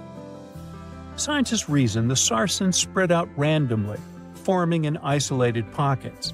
Over time, many were buried under layers of clay and chalk, which helped preserve them. When ancient builders were on the lookout for materials, these sarsens must have looked perfect for something impressive like Stonehenge. Actually, sarsens have been used in everything, from Roman villas to medieval churches, and even in things like road curbs and old field walls. One could say these rocks were the it material for ancient builders, and continue to be popular even into more modern times. This fact made scientists start wondering that maybe not all sarsen stones that were used to build Stonehenge came from the same place. They've identified sarsen sites all over the UK, in places such as Oxfordshire and Kent. After hundreds of years of studying the sarsens, geologists finally had the right type of technology to determine the origin of the stones. Now, I wish I could tell you that it was some undisclosed location very far away from the site. But, as it turned out, the sarsens were originally from Westwoods, the forest near Stonehenge. A new factor came into play when excavations uncovered empty stone holes, showing that at least 6 blue stone pillars were removed from a Pressley Hills site called Wan Main in prehistory. They had a stone circle over there, and it's believed that some of Stonehenge's rocks were recycled rocks from this more ancient circle. If this is true, it might be that Stonehenge is part of a much larger landscape of ancient sites. If this is the case, then Stonehenge is just the cherry on top of a much larger scale project. Think of it as the sacred centerpiece of an entire landscape of monuments, mounds, stone circles, and things. This is why scientists want to find out where the rocks came from so badly. It could lead to why and how Stonehenge was built. Now, Stonehenge didn't just pop up overnight. It was built in several stages over hundreds of years. It's likely that it wasn't a single unified vision, but more like a big community project that evolved over time. With each generation, the builders brought in their own ideas, creating a stone structure that would last for ages. The first stage was around 3100 BCE. That's when people dug out a circular ditch and likely set up some bluestones as sort of a starter ring. Later, they added the sarsens and even topped some of them with horizontal stones to form those famous arches you see today, also known as the trilithons. These ancient builders had some challenges on their hands. How would they move the rocks? There's an old theory known as the ice road that suggests that the rocks were moved by natural icy pathways that formed during the winter. This way, they could slide the rocks down all the way to Stonehenge. But hey, if we're talking about a distance of over 100 miles, that's not too realistic. Anyways, this theory was debunked because it was warmer back then than it is today. There's also the river theory, which suggests that the rocks were floated along the river from the quarry to the site. But if we're talking about sarsen rocks, they're too heavy to float. So there goes that theory. What we're saying is, no one knows how the rocks were moved. Another interesting science tidbit came from all the research done in Stonehenge. A recent laser survey of the stones revealed the different stone working methods used, and has shown that some of the parts of the monument were more carefully finished than others. In particular, the northeast side and the inner faces of the central trilithons were finely dressed. FYI, a trilithon is one of Stonehenge's most famous shapes. It's when 2 huge monoliths receive a third one on top of them, connecting the two together. This fancy word is simply Greek for having 3 stones. But anyways, the bigger question, and the reason Stonehenge is so famous, is why it was built in the first place. Theories are all over the place, and some sound like they're straight out of a sci-fi show. So here's a rundown of the most popular ideas. There's, of course, the solar calendar theory. This one supposes that the stones are aligned with the movements of the sun, especially during the summer and winter solstices. During the summer solstice, the sun rises to the left of the heel stone, that's the lone stone outside the main circle, lighting up the entire monument. Some say it's the ancient version of a calendar, marking the year's longest and shortest days. Some archaeologists think Stonehenge might have been an ancient healing center. Pieces of bluestone have been found chipped away, possibly by people who believed they had healing powers. The theory goes that people traveled from all over to come to Stonehenge in hopes of a cure for whatever was ailing them. There's also some speculation that Stonehenge was the place to be. Think of it as an ancient gathering spot. Some evidence suggests that communities from distant areas traveled to Stonehenge for gatherings, feasts, and ceremonies. Studies of bones found near the site show they came from all over Britain, making it a sort of prehistoric meetup location. If you walk through this small stone doorway in Hierapolis, Turkey, you might never come back alive. Back in ancient times, people thought it was some sort of portal to the underworld. Romans would go in carrying perfectly healthy bulls, but after a few minutes, they would watch these animals collapse as if hit by some mysterious force. But what's even weirder is that nothing happened to people. They could walk in and out just fine. Now, recent studies might have an answer for these eerie happenings, and it all has to do with people's heights. The gate, known as Plutonium, named after Pluto, the deity of the underworld, is a stone doorway leading to a small 32-square-foot cave. But the real danger is what is going on beneath it. Hierapolis is a super active geological area, and there's a big crack under the city that constantly emits volcanic carbon dioxide, which comes up as a visible mist. During the day, the sun dissipates the gas. At night, the gas forms some kind of a carbon dioxide lake on the sheltered arena floor. At dawn, you need to get out of there before it's too late. This whole place can turn particularly life-threatening right before the sun rises, when the carbon dioxide concentration, about 15 inches above the arena floor, reaches 35%.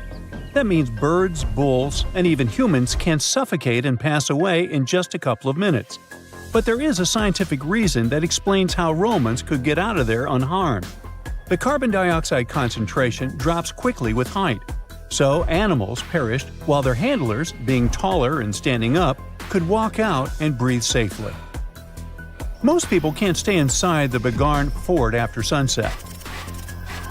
This 16th century fort, located about 146 miles from Delhi, is known as one of the most haunted places in India. During the day, the area is bustling with visitors who can walk through the main gate of this once grand fort city and check out the ruins of temples and palaces. But they will also see this big sign at the gate that dramatically warns everybody that all access is strictly forbidden after dark. That's probably because at night, according to locals, women can be heard screaming and crying in that place, along with the sounds of bangles breaking and strange music. Others have reported seeing shadowy figures and flashing lights among the ruins, or even smelling a strange perfume floating around. Yawata no Yabushirasu is one of Japan's most restricted forests, located in Ichikawa. The forest itself is a small area, covering just a little more than 40 square yards, and it is mostly a thick patch of mosu bamboo. Its location next to a parking lot and modern buildings makes it seem less intimidating, but don't be mistaken by its appearance. Since at least the 19th century, people have said that anyone who enters this forest is bound to disappear and never be seen again. So, as soon as you arrive, a sign near the forest tells you about its history and the curse believed to be linked to it. Some rumors suggest the creepy presence of an ancient samurai lord walking around. Other legends say that the forest hides a bottomless pit filled with poisonous gas. Whether these stories are true or not, today, the area is enclosed by stone walls, and entry is still strictly prohibited. In a valley called the Dark Entry Forest in Connecticut, you will find Dudleytown, but you definitely shouldn't go inside. Not only has the land been private property since the 1920s, but it is also known as one of the spookiest places on Earth. This place was first settled in the early 1740s, and many of the original settlers were from the Dudley family. That's why it's called Dudleytown. There's a local rumor that the town's founders were descended from Edmund Dudley, an English nobleman who lost his life for treason. The legend says this curse followed the Dudley family all the way across the Atlantic to America, and their misfortune is said to be responsible for crop failures, mental problems, and several tragic incidents in the village. Again, it is all just rumors, since historians haven't found any real evidence to support these claims. Still, the pitch-black surroundings and the eerie Blair Witch Project vibe going on in that place fueled ghost stories in the 1980s. This led to many cases of vandalism in the following decade, and because of that, the landowners closed the area to the public. This old abandoned building used to be the fancy palace of King Farouk's family, who was the penultimate king of Egypt back in 1936. After his family members passed away, the palace was turned into a morgue. Locals say that today, the whole place is super creepy and off-limits. Some people have reported seeing light bulbs flicker and shadows move around, making strange noises. Once, a group of kids allegedly went inside and totally freaked out when they found all the doors had suddenly disappeared, leaving them in complete darkness. They had no choice but to start screaming for help. This Hawaiian island has been off-limits to people for over a century. It's called Ni'iau and is the smallest inhabited island in Hawaii, covering around 69.5 square miles. It has around 84 residents. The island doesn't have cell phone service, paved roads, or power lines, just solar panels for electricity. A single family has privately owned the island since 1864, when a Scottish farmer bought it for $10,000, which would be around $250,000 today. The island has stayed in the family, passing down to its descendants, the Robinsons. They have kept it private ever since, so access is highly restricted and basically by invitation only. The Erdstall tunnels are a network of about 2,000 mysterious underground passageways mainly found in Central Europe, especially in Austria and Bavaria. These tunnels are usually narrow and cramped, often just wide enough for one person to squeeze through at a time, and they are believed to date back to the Middle Ages, as far back as the 12th century. What's really puzzling about these tunnels is their purpose. Despite a lot of research, nobody really knows why they were built. There is a theory that they were used for storage, but since many of them are below the waterline and occasionally get filled with water, that doesn't seem very practical. These tunnels have very light, almost claustrophobic sections and sudden drops, which doesn't seem practical for other straightforward uses like escape routes, hiding places, or even spiritual purposes. To make things even more mysterious, there is a complete lack of artifacts, which makes it even harder for researchers to figure out what these tunnels were really for. Since 2019, adventurous people can get arrested if they try to climb this rock. Uluru, also known as Ayers Rock, has been off-limits because it is now considered a sacred site for local communities. But the fact that it is also extremely dangerous probably played a big role in the decision to close it off to visitors. This rock is 1,142 feet high, which is about the height of an 80-story building. The climb to the summit can be very slippery, and high temperatures, which can hit 116 degrees Fahrenheit in the summer, have led to people passing away from dehydration and heat-related issues. Something even creepier happens at the top of the rock right after storms. When it rains, small tadpole-like crustaceans called shield shrimp hatch in temporary waterholes and rock pools on top of Uluru. These extraterrestrial-looking creatures are about 3 inches long, and they spread their super-resilient eggs everywhere. When enough summer rain comes, they hatch and go wild, feeding on microorganisms and bacteria in the water. How these strange creatures end up in the fleeting pools on top of Uluru is still unclear, but the most likely explanation